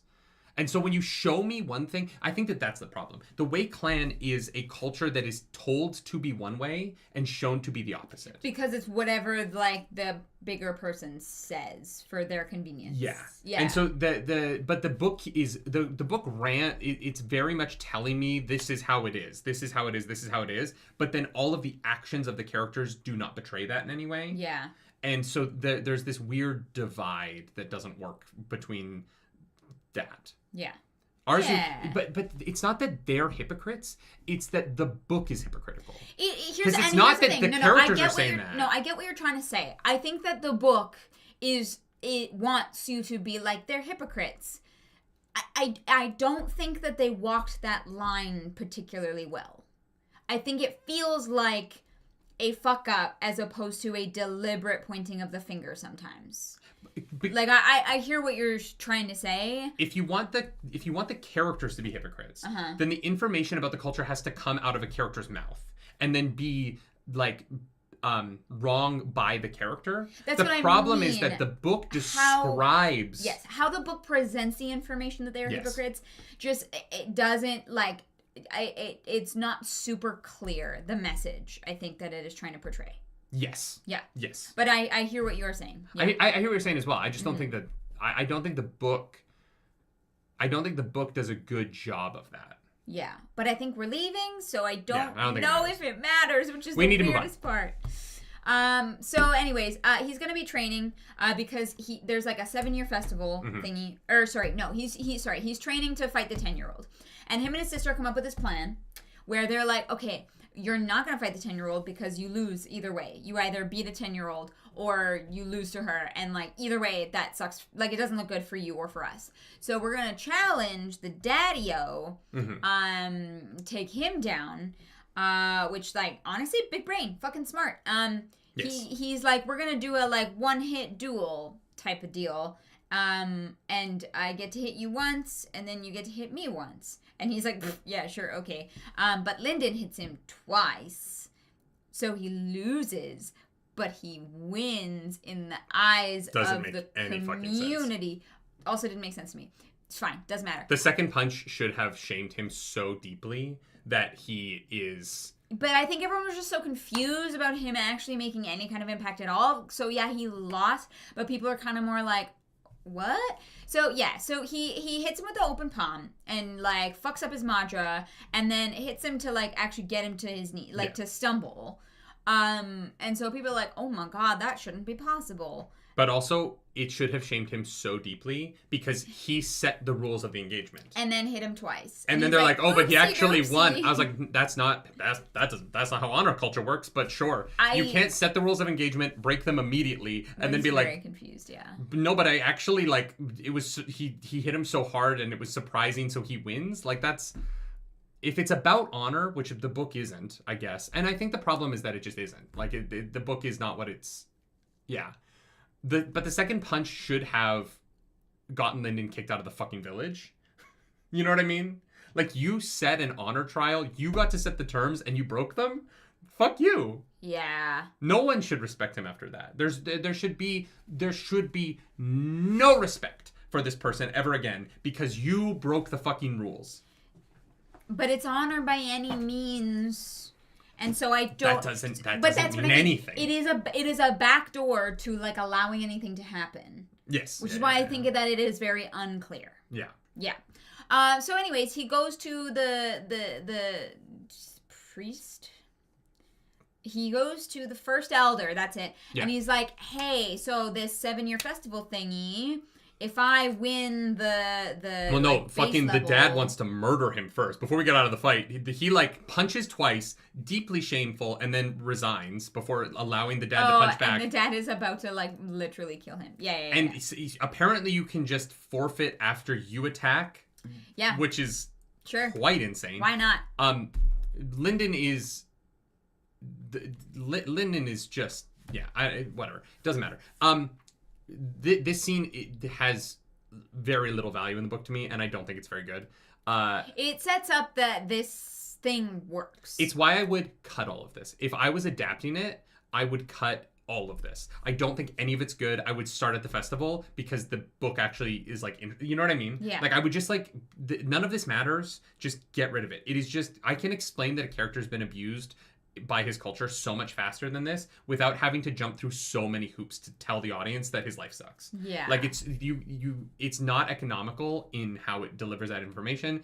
And these scenes are just kind of like, sure, I guess. Like, I guess that you can punch twice and then forfeit. No, like, they leave me feeling more confused. Yes. As opposed to answering my questions. And that was what was frustrating for me reading it. Yeah. So it's like, I still, like, just don't feel like I have a good grasp on how things function. But, yeah, he, like, the dad wants to kill him, and they're like, no, it's fine. They do the punishment, whatever. And he goes to the first elder and is like, if I win at the 7-year festival, like, that would be pretty cool, right? And I can study a path. And the first elder's like, yeah, okay, you know what? Sure.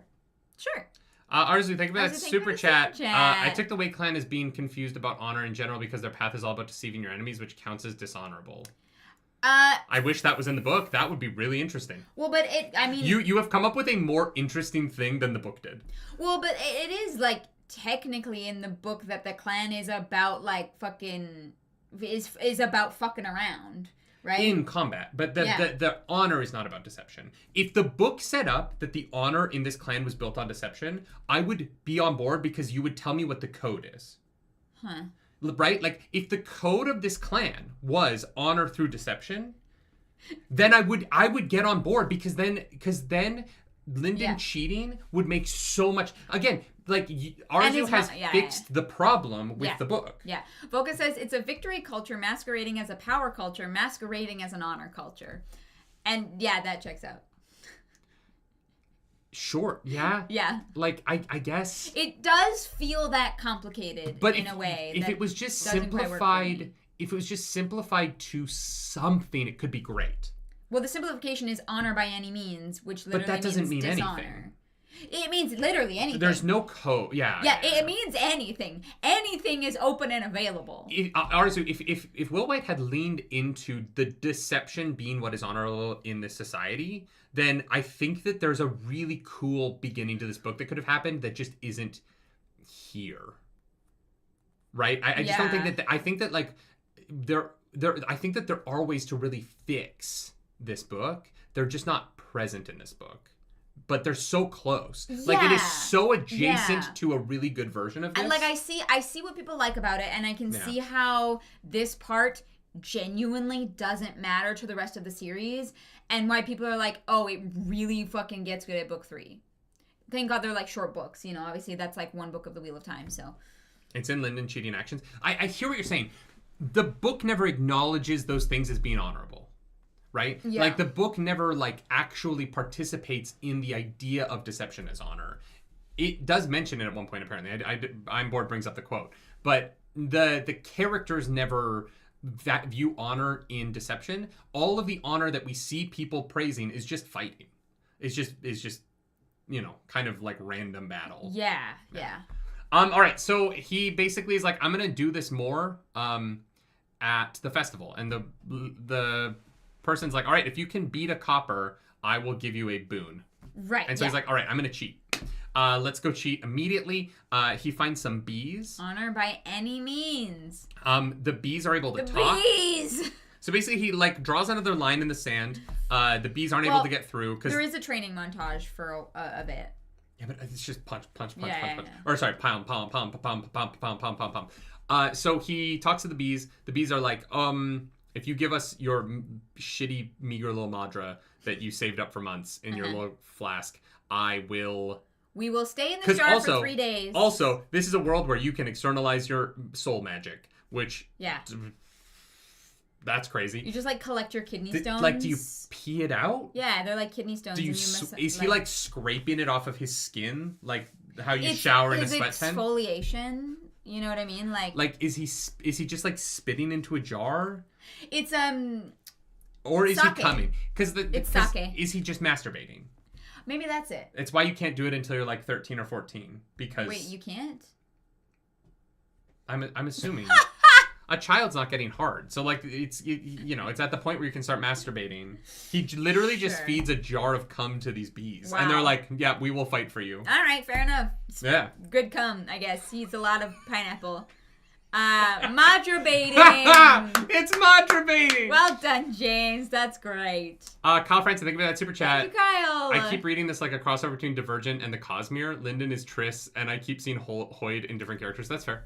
We did talk about that. So he feeds the bees cum, and then he like hides them under the stage. Not really sure how he plans to get them out from under the stage. That was my thought. I was like, he fully buries this jar. How is he going mid-fight, is he just going to start scratching at the ground? I didn't understand what his plan was at all. Yeah. And it's not like the bees are invisible. They're bright lights. They're green. So he's going to like dig into the ground in the middle of a festival where everybody's watching and like pull a jar of bees out of the ground and nobody's going to be like, well, he just grabbed a jar of bees. Yeah. Like, yeah.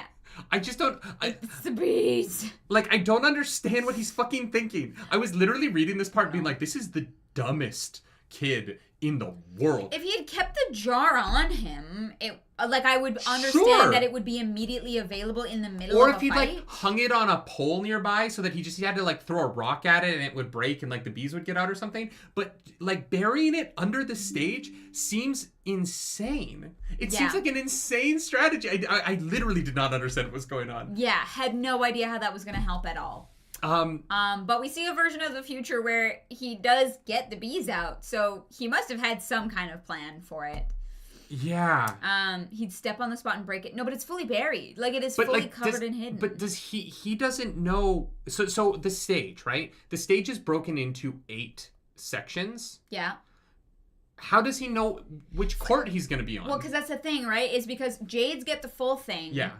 Irons get half and half, but he's fighting a copper, so he could be on 1/8 of the stage. So he's gonna run through like 9 battles, to fucking stomp on the ground, and then be like, "Come, no, not that one, not that one, not that one. No, I need you to come over to this court. Come on over here, and then we're gonna fight this one." Yeah, because there's so many fights that are going on based on, like, there's more fights happening based on your power level. Yeah, and it's Foundation Day, so there's 8 fights going on. Yeah. Or Copper Day, whatever. Blue says their Foundation fights are only in one spot. No, there's 8 of them happening at the same time. Yeah, I think it's 8, right? Yeah, it's split into 8s, and then it's split into quarters for Irons, and then it's split into half for the two Jades can fight, I just cannot picture him going to fight someone and then falling to the ground and digging somewhere. Like, that just seems weird. I also thought he like dug it behind the stands. But if it is so close to the surface that he could just stamp down and smash a clay jar, then someone could fall and break it. Or when Jades are fighting and there's a bunch of fucking magic going on, one stray bit of magic is just like randomly going to pop the jar. Yeah, if you've got an earthbender, you're fucked. The final fight is against a tier higher on the exhibition stage. No, but he's talking. Then how is it buried throughout in the whole ground? day of the Foundation fights? He's like, I'm glad I didn't have to use that. I'm gonna win on my own. But how would he use it? How is he going to always be over top of it? It wasn't described in a way that I could wrap my head around. I did not understand. It's an insane plan, and I hope that he uses it in this next section when he goes back to do the fight again. Yeah, I hope so, because I want to understand what's happening with this fucking jar. Yes, I need to know. It is driving me crazy to not know why he thought he could plant a jar in the fucking ground to unleash bees on an opponent in a festival. Like, I also thought he did it behind the bleachers. No, it's in the stage. In the stage? Yeah. Okay, because I thought he like went and hid around the bleachers. Okay, so the stage is like the Harry Potter Quidditch stadium. Yeah. Where like there's like the grass part and then there's like a fucking cliff. There's a moat around the grass for some reason. I don't know why the Quidditch museum or the Quidditch stadium in Harry Potter has a moat between the stage and it doesn't seem to serve any purpose. A moat? Yeah, in Harry Potter and the Chamber of Secrets, I think, when they're flying around, when they're playing Quidditch, Malfoy and Harry go into the space between the stands and the pitch, and there's like a weird section of beams for them to fly around. Yeah, because they're underneath the bleachers. They're literally underneath. They're in the space between the bleachers and the pitch. No. Yeah. They're literally underneath of the bleachers. They are not underneath the bleachers. They are between. Because there's space to get in and out. Yeah, because the bleachers look like this, and they're like this. Yeah, in the back. They're like outside the stadium. Like, this is the stadium, and they're flying in here.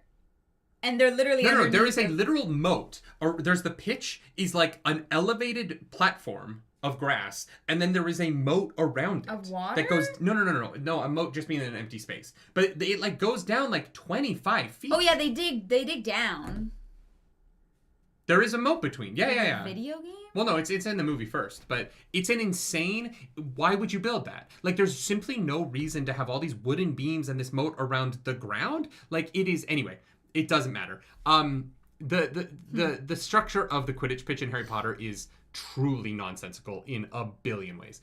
Never thought about it. It's in the movie, but they did it for the video game. Okay, sure. Okay. Insane. Anyway, not important. But this pitch is like that. So basically, like, they have cultivated a raised platform of earth that then has like walking space between the earth and the stadium. And so he's standing... What do you mean between earth and the stadium? Wouldn't that just be earth? Sorry. Between the like raised earth, and then there's like a drop off, and then the like bleachers start here, right? So there's a walking path around between the bleachers and the earth of the stadium of the pitch. Yeah. So his mom finds him in that like walking path, carving a hole into the raised earth of where the fights are going to happen. Mm-hmm. Does that make sense? Kind of. So he carves into and underneath where the actual stadium is. Okay. Yeah. Yeah, no, that still doesn't make sense as to why he thought he could get that jar. But he believes it, and they better fucking show it in the next chapter. They better show how this jar comes into play, because it is driving me crazy. Yeah. They're gonna fight. They get to the A prince is having a festival. 7-year festival. That's it. They get to the festival. All the other clans arrive, and the way that it's described from the view of the like information parrot was very strange to me, because it felt very skewed in the Way clan's favor. It was so judgmental of the other two clans, but like much less so of the Way clan, that I was like, that's a odd choice, but okay. Well, God has favorites. God has favorites, exactly. So they all arrive, and Lyndon, day of the duel, he vomits. And then he beats up a bunch of children. Yeah, he throws up Good for him. the high schools. The schools, yeah. Yeah, he's like, oh, I didn't know they were going to be here. Yeah. They're like leaders As of if the they school wouldn't show up at the 7-year festival. Like, I would have assumed, but anyways. So basically there are 4 schools on top of 4 mountains that only let in the best spiritual practitioners from every culture. Yeah, like so they're like all jades. The villages don't actually get to keep their best people. No. The schools do, but I don't know what the schools do. No concept of what they do for society. No. They seem to sit on top of mountains and stop people from leaving. Yeah, basically. Yeah. Why? I literally have no fucking clue what they do. Yeah. How do you get food up there? This world doesn't worry about food at all. They don't eat. They Clearly, just I'm cycle. on a diet because I'm cycle. so concerned about what these people are eating. So he does. He beats up a bunch of children and he wins. Good for him. And then he's gonna fight the copper. He gets to fight a copper, and instead the patriarch comes over and is like, "Good job, now leave." And he's like, "Oh no, I can't do that. Got to do the fights." He beats up all the children. Yeah. I said that. He just, like no, but I want to really nail home that this is a book where a 15-year-old beats up a bunch of 8-year-old girls, and they're going to turn this into live action, and it is going to be the fun. Like, there is no way to pull this scene off in live action without it being fucking hilarious. Oh, it's going to be great. Whoever makes this is fucked. They're going to this play is supposed the song, to be I don't give a damn about my reputation. It's going to be like Shrek beating up all of the soldiers. Honestly, like, I think they should lean into comedy. Yeah. Because there is no way for this scene to not visually... Like, in a book, you don't think about it as much. But I was picturing, like, oh, if you brought this to live action, this is the funniest shit ever. This 15-year-old boy keeps walking up to 8-year-old girls, punching them in the stomach, and then pushing them out of a ring. And then everyone in the crowd is like, fuck you! Like, it's hilarious. Yeah. It's so funny. And he does it like 9 times. It's going to be the funniest shit to watch. Yeah. And I just feel like they have to be like, okay, we're going to lean into the comedy of it so that his mom getting her head cut off in the next chapter is so jarring. That was so fucking bonkers. Yeah. We started the reaction. I was like, do you think she's dead? And you were like, no. And I was like, no, I don't think so as well. And we were wrong. Kind of. We were kind of wrong. So anyways, but I want to watch a bunch of 8-year-olds just get fucking punched in the patriarch is like, okay, well then you're gonna fight my son, who's like not even a copper, he's a fucking iron, because he is the most promising. Yeah, because fuck you, I guess. So Lyndon's like, well, there's nothing I can do. I really want to study a path. So he gets up on the stage to fight. So he throws an iron at him to try and get him to forfeit. Yeah. And he's not gonna do that. And then a vampire shows up. Okay. It's a vampire. We're gonna take a step back here. It's a vampire. First of all, there's no honor in what the patriarch does in trying to get him to back down. Patriarch's a fucking cunt. Incredibly dumb. Yeah. It's very dishonorable. I fucking hate it. Anyway, meanwhile, his mom is like, hey, the Lee clan, which is the 3rd clan. So the Kazams wear armor everywhere, and the Lees wear jewelry. Yeah. Culturally, sure. So the Lees are sneaking off. Yeah. So she follows them into the woods. And out of the woods and home before dawn. And home before dark. There are giants in the sky. So then she finds that literally the Lee clan, in the back of this whole book, the Lee clan have been trying to find animals that have like the ability to fucking teleport. Yes. And like transmute and whatever. Yeah. Or transport. Yeah. And so she sets her AI to track fucking those things. Her rabbit, whatever. Her rabbit AI. Her humane pin. Yeah. She doesn't. It's not the most useful. No. And she hates that $25 a month subscription. But like she but got antenna, it, so she feels like she needs to use it. Yeah. I also love that she's like, the antenna are really expensive to replace. This is a culture that has insane technology. Yeah.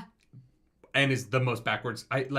Sure. It really does feel like if his mom just like made him a drudge, it would overcome all of his Madra deficiencies. And like, I don't really understand why there are any conflicts in this valley if they have this kind of technology, but whatever, it doesn't matter. Mm-hmm. The drudge is able to lead them through the forest to the 3 animals, and she's like, oh, of course it was able to find all 3 of the scents it was following. They're all together. Should be decapitated. And then she's trying to decide what she's going to do, and then as Clara says, Edward Cullen descends. So, Clarice, I want you to explain to me in what way this man is a vampire. Because he isn't. He's got bat wings. He doesn't. He has black and white wings. Yeah. But they're like the membranes are kind of more like translucent, like bat wings. That's not what a vampire is. He's a vampire. It's what a, like, Aasimar is. It's I more bet of an he, like, Aasimar than a vampire. Feeds off of the souls of others. You don't know that. He's never done that once in front of us. In fact, he seems mostly very decapitory. He's very strong. We've never seen him consume anything. Vampires are strong. No, not always. Well, why is he a vampire? It was what came You just to immediately my went to, mind. I know, and I don't like it. Well, get over it. You can't just assume vampire, okay? More of a Cambion. I agree with you, Philip. Cambion would have been great. No, vampire. Anyway. You can't disprove it. Thank you, Bledgman. Thank you. Okay, so Thank you. So basically this guy shows up from, I don't know. He's also kind of a god. And they give him a gold badge. He was from here. Oh, this is the connection to the Cradle part of it, because he's like, no, I'm from here. Yeah, and he like, ascended to another planet. Right. He's like he's leveled up, and he decided to come back and like be a deity. Yeah. And be like a gold or whatever. He's probably like past gold, but I don't know. He says that. He's like, this is so beneath what I've achieved. Right, but it'll do. As long as there's no one else that's a gold, that's fine. I'll take it. And so Yes. He kills. The chapter ends with like, and then she accepts death as he like floats down next to her. Yeah, this guy shows up next to Lyndon's mom and kills his decapitates mom. her. Yeah. So then Lyndon is about to fight an iron, and the clouds start to go real dark. Yeah. And then the vampire shows up. Storms are brewing. And just is like, I should kill all of the Way clan for what they did, but I'm gonna kill 2 of you. Yeah, 1 for now. And Johnny Coleman, thank you for that super chat. He's a mammal with wings, therefore bat, therefore vampire. Thank you. That's not That's how what a vampire is. That is the vampire progression. Vampires don't have wings. You don't know that.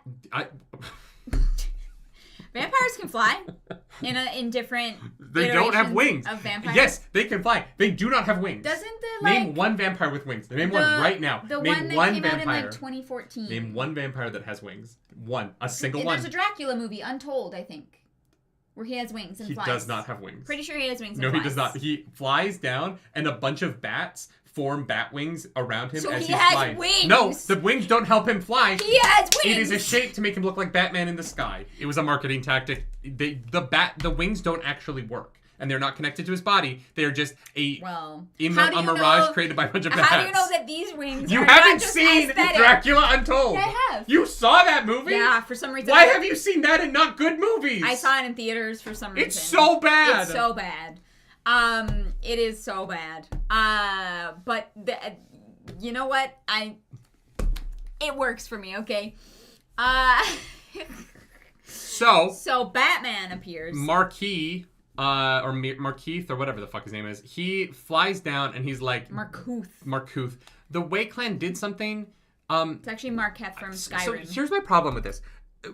Markarth. None of the Way Clan seem to like. I not my problem. I'm a little bit confused on like, if the Way Clan did something to the Lee clan back in the day, I think that like that could have been set up. I mean, they don't like one another. I guess it feels like Van Helsing vampires have wings. Van Helsing vampires have wings. Thank you, Johnny Coleman. See? Johnny Coleman, I would like to thank you for bringing up Hugh Jackman's Van Helsing, a movie that people canonically think is great. Never seen it. You can't use Van Helsing as the example when everybody hates Van Helsing except me.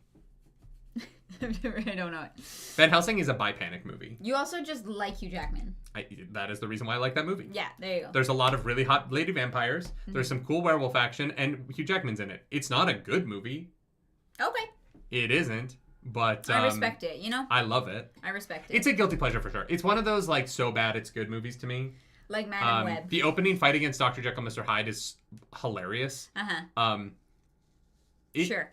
And then when you get to like the Catholic, the armoring Hugh Jackman scene underneath the Vatican, like the movie is just so bonkers, and it like doesn't try and make sense. It just is insane. I can't. I've seen it. No, I know. Probably 70 times.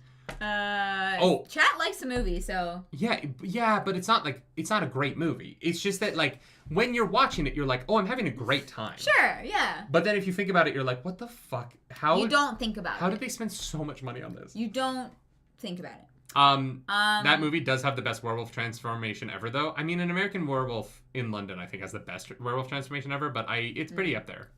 Fair. Carson, you should watch Dracula Dead and Loving It.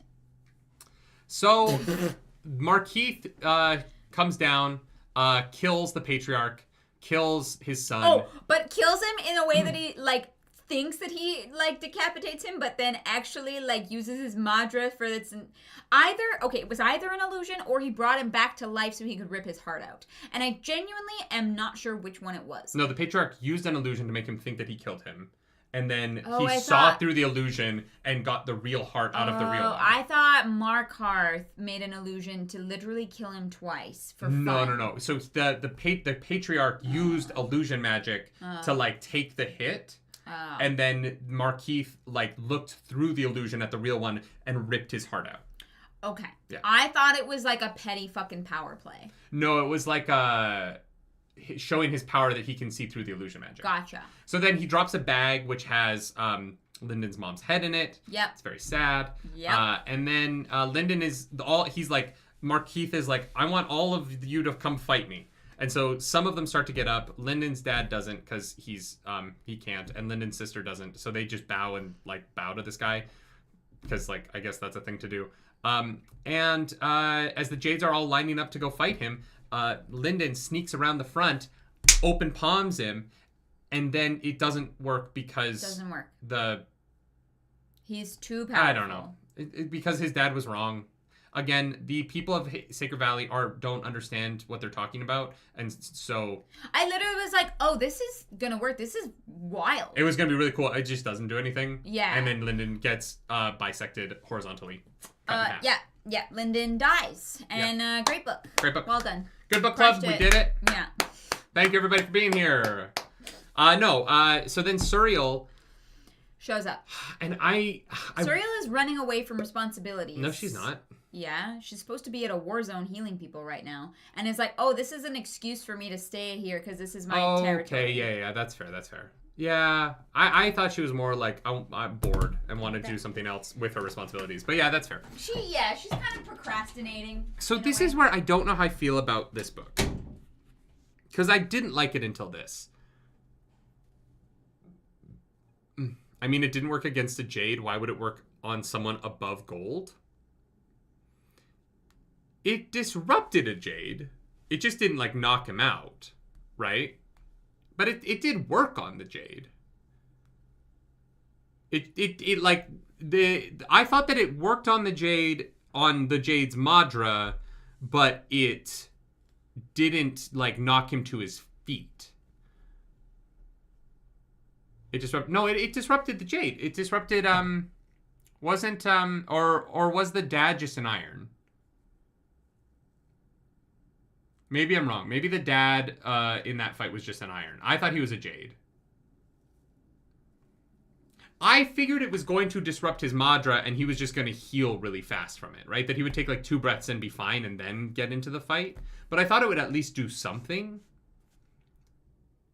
The other dad was iron. Then what Jade did it not work against? When did he use it on a Jade?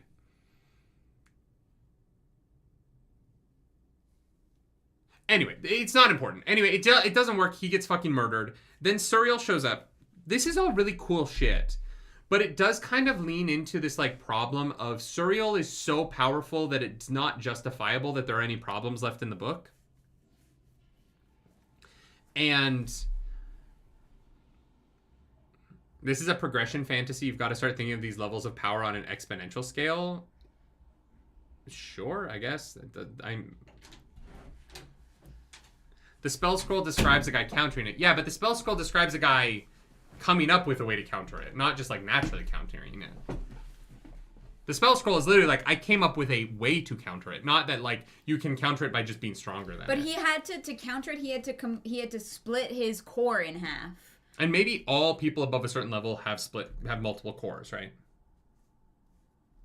Maybe Markuth has multiple cores, and he's funneling different madras into different things. So I don't. Yeah, but if you had if you needed to have different madras for different things, and you split your core into 8, and you had 8 different cores with 8 different vital auras to them, so you could do different kinds of magic. That would make sense to me. Like, splitting cores might end up being the, like, secret to might strength. actually be the thing you're supposed to do. Like, you can't become stronger without splitting your core, kind of like how you can't grow as a baby without splitting your atoms. Yeah. Anyway, so... Nice one, Michael Kioski. Suriel has a level of power that seems like she should be able to solve all problems everywhere. I mean, she can. She just to the point where I don't everywhere. know why she... Well, she can, because she can turn... She has control over time. Suriel is too powerful in a way to me. Right. Just a little bit too... Like... If I could turn back time. Suriel is at a power level where she has to decide that people dying is okay. Yeah. But the book isn't about her, and so you've just kind of introduced that there is a MacGuffin, a Deus Ex Machina machine, that can do anything. Mm-hmm. And I hope that the book writes around that in a way that manages to keep the stakes of the book. Yeah, there's obviously a complex, not community, that's the wrong word, but like basically like a community and like laws and like systems and like hierarchy that like we're not super privy to yet, that maybe she has to answer to. Kind of, but she has to request permission. I think that part of the problem here is that the first thing we do is break the rules. What do you mean break the rules? Well, she's not supposed to be here, right? Like you said, like she's supposed to be somewhere else, and she comes here she's first. like on her way, and then is like, wait, this is a perfect excuse because it's totally my jurisdiction, and I need to intervene. But like, is Markuth breaking the rules? He seems to he seems convinced that he's not violating the pact. It's like if an alien, it's like in Star Trek. Yeah. It's the oh my god, what's the fucking? It's literally called something. The first. What's it called? No!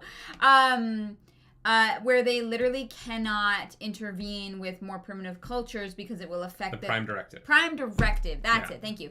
Yeah, where they cannot intervene in that way. And he feels like he's a god coming back to a more primitive culture to literally take over. And so it seems like Suriel's people have a Prime Directive type thing where you can't. But it seems like it's about you're not allowed to go to cultures that you're not from. But Markuth's argument as she comes down is that he didn't break the pact, and that this is where he's from, and so he's allowed to be here. Well, that's why she's pulling him away for trial. But she doesn't provide a counter argument to that. She just is like, well, I'm not supposed to be here. No one sent me here to stop you. I've just decided to intervene in you being here, And so I'm like this book could literally be about how he wins his argument back at court and then comes back and rules them anyway because she had no jurisdiction to do this. No, this is her jurisdiction. She is apparently the goddess of making sure that the aliens don't influence the primitive cultures. That's her whole thing. She literally says, oh no, I have a perfect excuse to be here. This is something that I have to deal with and that I'm supposed to deal with. And he's like, well, no, I'm from here, but she's pulls him away for trial anyway. She arrests him. Anyway, someone said this is the showing the stuff. What Suriel is the tutorial that shows you all the stuff you wish you could do. Yeah. No, not stuff I wish that I could do. I know. It's too much power. Cool. It's too much. No, it's too much power. Too much responsibility. I don't want to have to think that hard. Yes. Suriel is stronger. Suriel is super duper man. You know what I mean? One of the problems with a character like Suriel and the introduction of the level of power of a character like Suriel is why are there any problems? If there are people who are this powerful, why are there any problems? I'm sure we'll find out. Right? And so then it becomes these characters have decided that these people are allowed to suffer because otherwise they would have to intervene because they have the power to stop all issues everywhere at all times. There is no reasonable reason for... If God exists, why is there evil? James, because God doesn't exist. I hate to break it to you. Yeah. But, if FSU Raven says she's the cop at the donut shop at the time it was robbed, no, she is not that. She's the cop that can stop the crime from happening by going back to before the crime happened and it never happened. Sure. Why does anything happen bad if you have this level of power in the universe? And if yeah. So it's one of those things where like, I'm excited to see what this world does because I really did enjoy this scene. But you have also introduced a level of power that means that like Sacred Valley getting wiped out by a giant monster is unreasonable because they know it's going to happen and they could stop it because they have unlimited power. But they choose not to. Yes. Yeah. Because that's the cradle where people have to grow up for themselves. Maybe ? I'm bored says I wouldn't get into the Suriel stuff yet. You don't have the knowledge to actually understand her role and her position. The book brought it up. Book club is. I hate to break it to you, I'm bored. I did not introduce her to the book. The author did. So when we do book club, we break it up so that we can talk about things before the reveals happen. So that I can look like an idiot when the reveals happen. It's why it's fun, and it's why we do it. If we decided not to talk about anything until it was all over, we wouldn't have 90% of our YouTube channel because we would just wait to the finales of everything and then talk about it. We wouldn't do ya. No, so James Ross is saying, like, I thought it was Star Trek rules, don't get involved with underdeveloped worlds. The problem is that the world isn't underdeveloped. The people who are left on this world are weak to the point of being underdeveloped. But, like, the people who aren't weak in this world just leave it and go to developed worlds. So basically you're saying, like, But maybe if this culture keeps people underdeveloped by not just, like, passing technology down. They just, when they ascend to another level of magical technology, they leave, and they leave everyone behind them to stay primitive. But it would be like if, like, Einstein and, like, Newton and Tesla... No, he's died. Because he was a grand patriarch. To another planet. He was a patriarch. No, he ascended and then left. And now he's coming back. No, he died. He's not dead. He came back. No, he came back from another place. From another world. They basically, like, used... He went to fucking heaven. No. To, like, the next level up. But then why is he a grand patriarch? Because they literally make a comment. There is literally a comment in this section. He ascended his Madra to the point where he can't die. Basically, he's like immortal. He can't die. Well, like Suriel, right? Like Suriel's just a person, but her Madra's at a point where she's thousands of years old because her spin cycle, her soul cycle classes actually did extend her life. No, I swear there was a line about like because he's a grand patriarch, it was like a legend of them coming back. Yeah. Ernest, thank you for that super chat. The reader not understanding the power system is because Sacred Valley doesn't understand the power. As the story goes on, the power makes more sense. I think that will be somewhat true, but I don't think it will ever be fully true because the level of power is just impossible, right? Like, the level of power in this world where she can bend space, bend time, move at the speed of sound, know the future. Like, she is all of the X-Men in one person. Like, Suriel's power level is so preposterous that you can't ever really explain that because there's no way that like I don't think it's ever meditation makes you powerful enough to fly through space. No, I don't think it's ever going to be like a hard magic system. No, it just can't. But I am hoping that like Madra in and of itself does make more sense as the story goes on. I don't know how it could because it makes her capable of space flight. Yeah, but I just like mean X-Men, like a cycling of it, the aura of it, and that's okay. like all of those things about it. Yeah. Sure. Because those are the things that I'm like, I don't have the foundation to understand yet. But Suriel is everything. She's perfect. Yes. She's also wearing a dress made out of cum armor. I really hate that.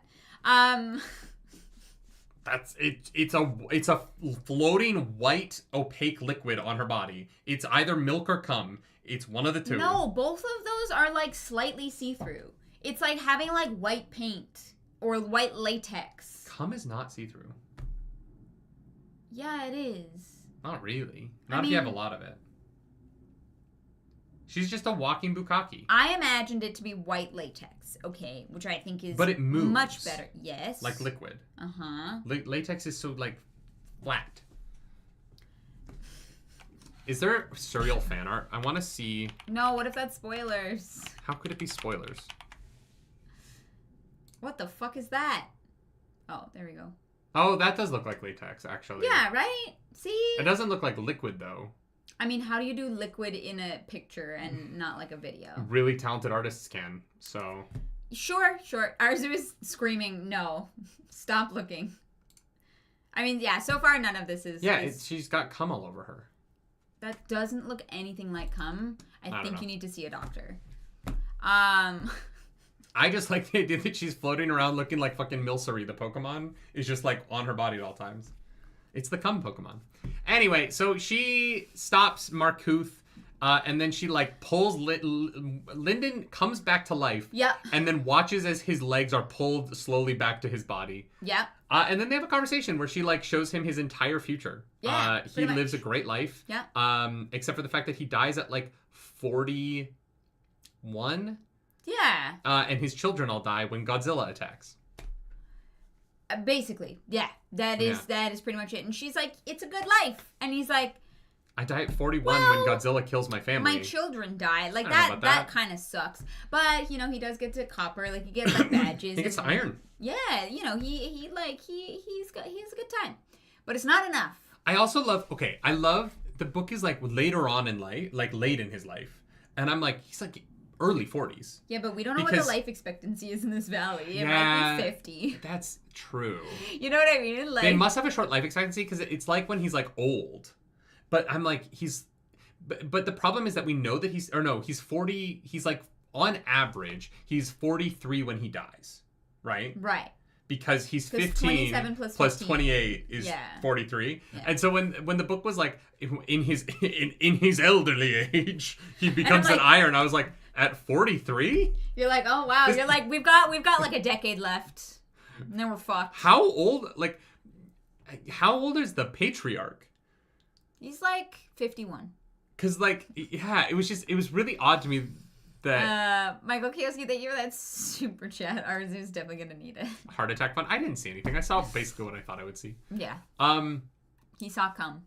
But yeah, so then she shows him his future. He marries some girl he's never seen before, which feels odd for the clan. But it's really beautiful because he's like, Unsouled can't marry, so clearly he gets a soul somehow. Or his culture at some point in his life realizes how like ridiculous their culture is in the next 28 years. Yeah. And this is why you can't give nerdy numbers. Yeah, because I'll do the math. See, I didn't. Oh, Did Blue and I'm bored are both like, I legit never realized that. Yeah, he dies at like 43 years old. He's not that old. Yeah. He's younger than his dad is now. It's very odd to me. How old is his dad? Well, his dad's gotta be... This isn't a culture where they marry and have kids very young, right? We don't know that. Yeah, because his sister's 16 and he's not even dating. So, there's no discussion of his sister having a partner at 16. So it's not reasonable to expect, based on that everyone's having kids by 20. Everyone's having kids by 20. Interesting. Because that's not established by any of the social norms that we see. Right. So his dad's gotta be at least 40. Yeah. Okay. Yeah. Or like late 30s. But his dad isn't treated as being like later in life. His dad just is like a normal 30-year-old person. Yeah. Chris Pilkington says he isn't allowed to reproduce. We're talking about his sister. Yeah, but his sister is 16. Yeah. And there's no discussion of her like being already married and having kids, Chris Pilkington. Yeah. Or like dating or anything like that. Yeah. Arzu says Suriel says dies a little early. Yeah, no. I understand that. So Suriel says that he dies a little early, but when he's watching his own future, he's like, in my advanced age, I actually make it to iron. That's what I mean. Like, but he doesn't seem that old. Their life expectancy must be like 50 for this valley. But then, like the patriarch is old, so he must just be like. He looks old. I don't know. I don't know. But his dad has to be at least 35, right? If he was 19 when his dad had if he was 19 when his dad had him. Yeah. Yeah. Yeah. I mean, sure. He's 15, so he thinks 40 is old, maybe. Maybe, yeah. Yeah. Yeah. But, she's like, here's how you're gonna die. And he's like, okay, but what if I didn't? And she's like, request permission to fuck around drastically alter the entire universe? Yeah, pretty much. And they're like, yeah, you can fuck around. All right. And so we go on our Hitchhiker's Guide to the Galaxy montage, where we travel around the planet. How do I do it? And then she just shows him random people and is like, what do they have in common? And he's like, I don't know. And she's like, nothing. They're not from your... Because she's like, they worked really hard. That's not it. They're not from his culture. Their cultures clearly know more than his does, because that girl managed to be a gold at 6. The same planet, I think? I know, but this is where progression fantasy, I think, in this case... I shouldn't say all, because this is the only one I think I've ever read. That's not actually how... That's just not how the world works. Like, work really hard is, like, the most, like... Boomer shit. No. It's the most... It is the most, like, pull yourself up by... Oh, you just gotta pull yourself up by your bootstraps. And I'm like, okay, well, that girl got to gold at 6. Yeah. Clearly, it's cultural. Like, clearly, there's no version of him living in Sacred Valley where no matter how hard he works, he will ever get to that stage. Like, just being like, improve yourself doesn't make any fucking sense. Tell him something that actually helps him. Well, but that's all any of the paths are, like, apparently boiled down to, is just improving yourself. Yes, but if getting super strength means that you have to be at gold by 6 in order to, like, have a legitimate trajectory to goodness, it would be like me being like, hey, I'm 32, I really want to be in the NHL. And someone being like, just work at playing hockey. You'll get there. It's like, no, I missed it. There is 0% chance that if I started to spend every second of every day right now trying to become an NHL player, that I could become an NHL player. Because 40 is old. It is functionally impossible. Ancient. No. Ernest Hill, thank you for that super chat. Thank you for the super chat. Life expectancy is based on power. People can live for centuries. In most progression fantasy, the strongest people live for thousands of years. So then, what's the point of this girl getting to a certain level by the time she's 6? Like, if you just get more powerful. But then if everyone gets more powerful as they get older, wouldn't everyone just live longer? That doesn't make sense to me. Right? Because, like, the whole thing is that you've watched Solo Leveling. This is nothing like Solo Leveling. Is that not a power fantasy? That's not the word that I'm looking for. Yeah, but the structure of Solo Leveling is progression not a power fantasy. Well, no, it is a progression fantasy as well, but it is like built on something outside of his culture starts to give him power in a world where there is literal magic. Okay. Yeah.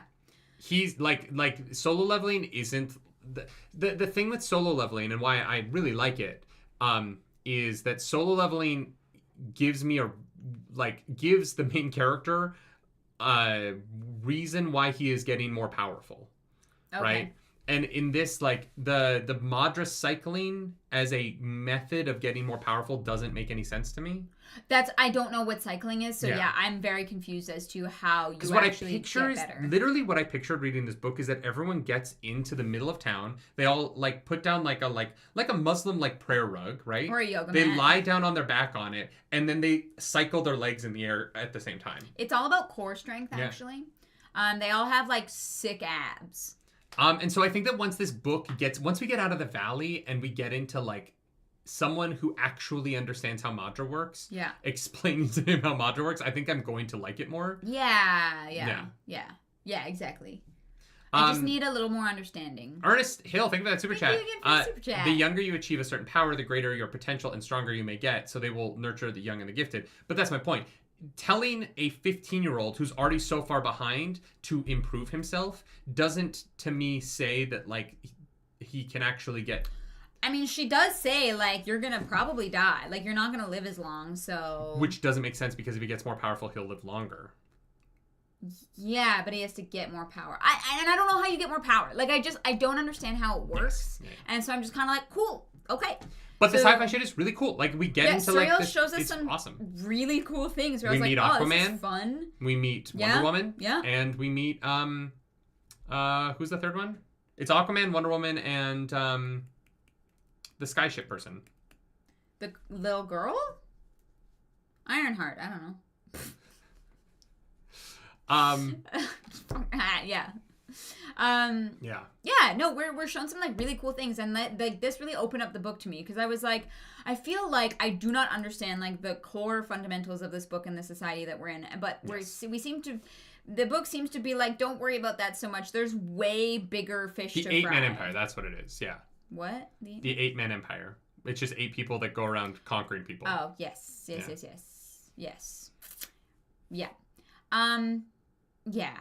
Yeah. It's really interesting. I'm like super curious to see where the series goes. I think that we're going to have a completely different conversation about it next week. Because it got good at the end. Yeah, like, right? Most of the reading this week was fine. But then the end of the reading this week was great. Yeah. And so I'm like, I think that if coming back to book club in a week, I think we're going to feel completely differently about it. And it is kind of the thing about breaking up books into parts is that books are meant to be an experience. Yeah. And so sometimes it's like, this was frustrating. The payoff really made it worth it, right? I feel like Elantris was like that. I did not love the first half of Elantris on its own. Yeah. As a whole, I think that book still has a lot of like narrative issues in terms of like a few things that we've talked about, but I think that Elantris in retrospect is more fun because I do like the end of it. So I thought that the girl got armor. She inherited armor. Right? Maybe, I don't know. She might have inherited her power. I what does that mean? What is that? I don't know what that means. Right now, collect your madrabation and give it to your children. Oh my god, they're just feeding a child cum? That's not okay. Smut Corner came early. That's not okay. Yeah. I'll be honest, probably would have had you do book 1 this week and book 2 next week. We don't have time for that, Blue. It's one of those things as well where people like the predictions of it. I totally understand your point. It just would have been a lot of reading. But like without us having read this book, we would have been like, no, why would we do that? Yeah. Right? Like, and so, yeah. I would love to be able to read more, but like, it's just a lot. Yeah. Okay, so wait. The girl who made gold at 6 got armor. The princess inherited Madra. Right, the girl who made gold at 6 got armor, but the armor didn't make her gold. She was a gold and then got her armor. Yeah, no, I'm still right. The queen, right. It's the third one that I forgot about was the queen. She inherited her power somehow, which sure. That'll be explained. It's all going to be explained. Anyway, so... yeah, I think so. We have a flight, so let's finish the show. They come back. Larian, Baldur's Gate 3 creator, is in the book. That's very cool. Yeah. We come back to the moment, and he's like, what do I do? And she's like, improve yourself. And he's like, that fuck doesn't mean anything. She's like, go find this random girl in the woods. She's under attack. Chasm. She's under attack. Go save her. The two of you are going to escape together. She knows how to get out of here. No, she doesn't know how, but she can help you get out. Oh, and then she says how. Knew how. No, he just needs her to get to the top of a mountain because apparently the way out of the valley is to climb a mountain, which is not how you get out of a valley. That doesn't really make any sense. Well, but no, it's because the fucking school's guard don't let people out, so they have to find the workaround for that. Yeah, that's not how escaping a valley works. If you want to leave a valley, you don't climb to the top of a mountain. You go out in between the mountains. Why would you climb to the peak? Maybe the mountains are like this. Well, no, there's 4 mountains. Go in between them. Why would you climb the mountain? That doesn't make any sense. I don't know how tall the mountains are. If you want to leave the valley, you wind your way through the lowest part and you go out. You don't climb to the peak of the mountain. And then, unless they have to go to the teleportation portal at the top of a peak, maybe. But they were like, you have to climb one of the 4 mountains. I'm like, that doesn't make any sense. That might be it because she Suriel is literally like, oh yeah, if you want to walk to this girl, it would take your whole life, basically. Sure. Yeah. I don't know. It's gonna be interesting. What if it's like a bowl? The peaks are still not the way out. Right? Like, even if it's a bowl, you still don't go to the peaks. Yeah, if there's peaks, if there's high parts, meaning peaks, there are lower parts. Okay, but it cannot be an even bowl and it called 4 peaks. That doesn't make any fucking sense. What if it's like the mountains like this and then there's like 1, you still can avoid the schools by not going to the peaks and climbing over the mountain anywhere else. If the valley is big enough that there are 4 mountains, then there is so much space to cover that the school could not possibly block it all. Unless they have a script. Unless they have somehow drawn a miles-long script that keeps people in the bowls. Yeah, and the only holes in the script are at the Four Peaks. That is the only justifiable way that this makes sense. I don't know. Because they're like, well, I thought the schools they block were you going from in the leaving. And I'm like, how I is thought that they were going to go, possible? like, underground. Because she's in a chasm. I would accept that. Very cool. Just don't climb the mountain to the peak for no reason. That doesn't make any sense. They have to climb it so high that gravity inverts and Anyway, they go the other way. I've had a lot of really strong feelings today. I'm sorry. I did have fun with the book. It's been fun. I'm looking forward to more context. Yes. So I'm looking forward to reading more. Yeah. Yeah, because I'm mostly excited to get away from the Way Clan. They kind of drag it all down for me. Yeah.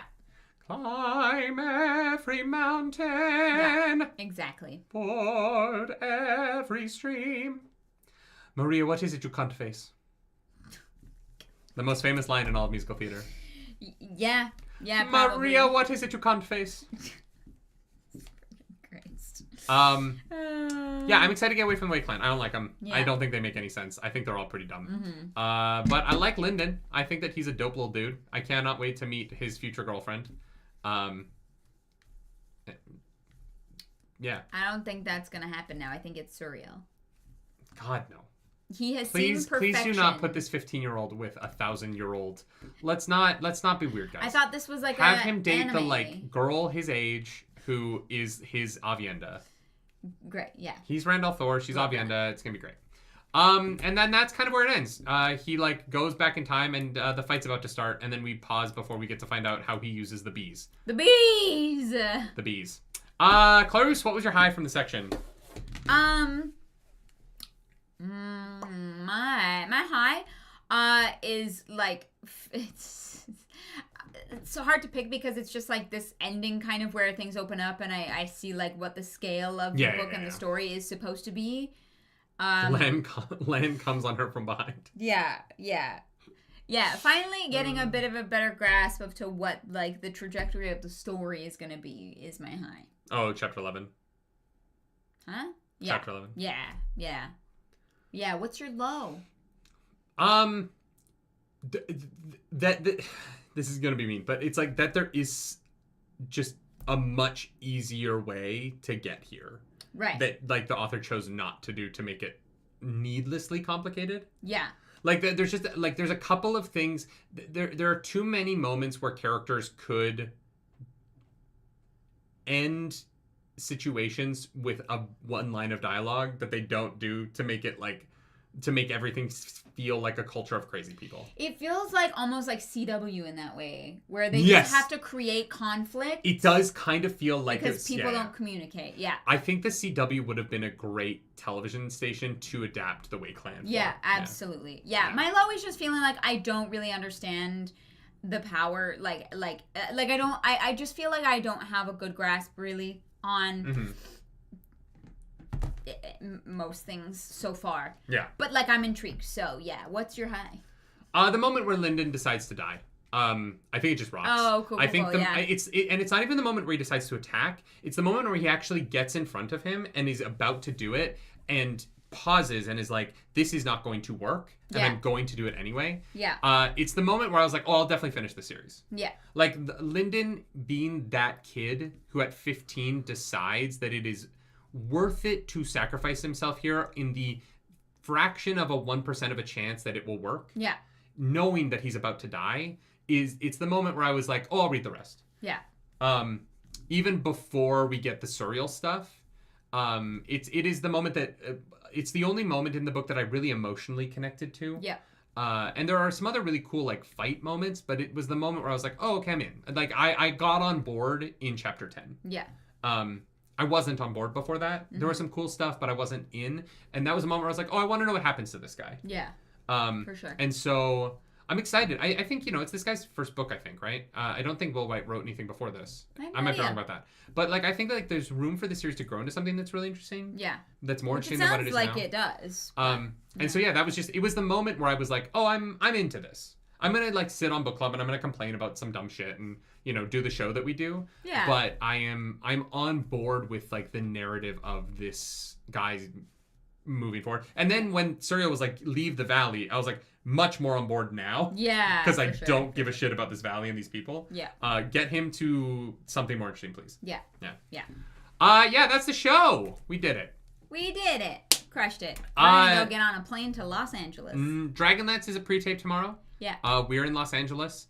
If you're in Los Angeles and going to the Candela Obscura live show that Critical Role's putting on, we will be there. So if you'd like to come say hi to us, come say hi. That's going to be really fun. I cannot wait to watch them play Candela. If you have not watched our Candela Obscura game, The Circle of the Emerald Veil, there are 2 episodes live now on the Roleplay Relay channel. We have 4 more episodes coming every Wednesday at 4 p.m. Eastern Time. We're premiering those. We're usually in the chat chatting. So if you want to come talk to us about our show as we make it, or as it goes live, we've already made it.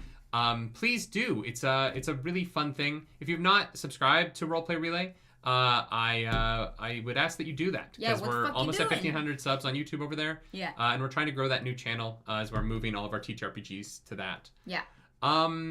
Is there anything else we need to talk about before we get out of here? Nah, I think that's it. Yeah, no more Fallout until Tuesday. I will be back on Tuesday with more Fallout. Sorry, I didn't have time to stream yesterday. So. Yeah. We're gonna beat Fallout 1 next week, hopefully, and then move on to Fallout 2 the following week. We are also, I'm gonna put this in the Discord because we haven't really yet, but we are going to do our Expanse stream on Saturday, June 8th. It's kind of like the only times that we can do it because Saturday works the best for most people. We're going to talk about the entirety of the TV show before we start reading the books. So come in for a full book or full TV spoilers, no book spoilers, Expanse extravaganza. Yes. Yes. On We'll June 8th. We'll post about that, but yeah. Anything else? Fun. No. All right. Well, thank you, Blue, for getting us to read this book. I'm very curious where it's going. There was a few people, and all your efforts were noticed, so thanks. Yeah, thank you for the commissions. There are 2 audiobook reactions up chapter 10 11 if you didn't watch them, for patrons and YouTube members. And this week, we will be doing the epilogue and the bloopers. Blue commissioned that, so I'm excited to drop that. And then 2 weeks from today, we start Way of Kings. Yep. We're probably going to do a Cradle book between every book from now on until we finish Cradle. So Cradle's going to be pretty spread out. It's probably going to take us a year or 2 to finish the series. It'll be a while. But it'll be fun. It'll be like a little amuse-bouche between books of other things. Yeah, palate cleanse. Yeah. So like book 2 of Cradle will probably be in August. Yeah. And then book 3 of Cradle will probably be in we'll do a Cradle every 3 months, or 2 or 3 months. Yeah. Yeah. Way of Kings and the Stormlight Archives books are long, but when we do shorter books, we'll get through Cradle faster. It's gonna keep Yeah, for sure. Will we keep with split Cradle books or move to full Cradle books? It's split. That was about the amount of reading I want to do in a week. Book 2 of Cradle will be 1 week. Okay. Well, yeah. We'll see how long it is first. Well, yeah, we'll chat about it. Obviously, it's the shortest Cradle. Oh, okay, cool. Yeah, that's fine. I know people like us to usually break things up so that we can. Then we might do book 2 and 3 after Way of Kings. Maybe, honestly, we probably will need a fucking break after Way of Kings because it's long. Yeah, we'll see. We also did talk about maybe wanting to read Expanse. So I don't know. We'll have to figure that out. That is not a today problem. That is a future problem. Yeah, that is a future problem. Yeah. Thank you guys for being here. Thank you for book club. We're gonna go head out. I mean, the audiobook is the same length as this one, so. Really? Yeah, I mean they're both 8.5 hours. All right. I don't know. We might do it in 2 parts. We'll see. If 8.5 hours of audiobook is a lot for 1 week. Yeah, we'll see. If you like the video, like the video. If you subscribe to the channel, then you already did that. So also do the same thing on the Roleplay Relay channel. Yeah. You can follow us around the internet. I'm at nerdynightly. I'm at Clarus Polaris. Clarus! Yeah. We're not doing Smut Corner this week, right? He's a child. He's a child. Yeah. They're all kids. Yeah. Yeah. All the adults are fucking. I think that I'm happy that he's masturbating. It's healthy for young men to masturbate. Yeah. But we're not gonna insinuate that anyone's having sex. His parents, I hope they still have a great sex life. Yeah. Although. Who knows? Who knows? But yeah, there aren't adults, so. It's kind of like Mistborn Book 1 when we were like, Vin's a child. I don't know what you want us to do. Not gonna do that, but I do kind of wish that there was sex fighting in the festival. Sex fighting. Or they're probably just fucking like crazy, right? One thing I know about the Olympics is that Olympic athletes fuck so much during the Olympics that they literally brought in these cardboard beds that were supposed to be impossible to have sex upon, and the Olympic athletes were like, no, we had orgies on those things. Well, but they don't like the other clans. Like, they hate one another. Does that stop people from fucking? In what universe do people not have sex because they don't like people? I don't know. If you got pregnant by, like, another clan, like, I think that would just, like, they would kill you. I'm sorry. That's not how life works. I don't know. Hate fucking is a prevalent thing in all cultures. We all do it. It's sometimes really great, sometimes awful. There's your Smut Corner. And we will see you all next time. Bye. Bye.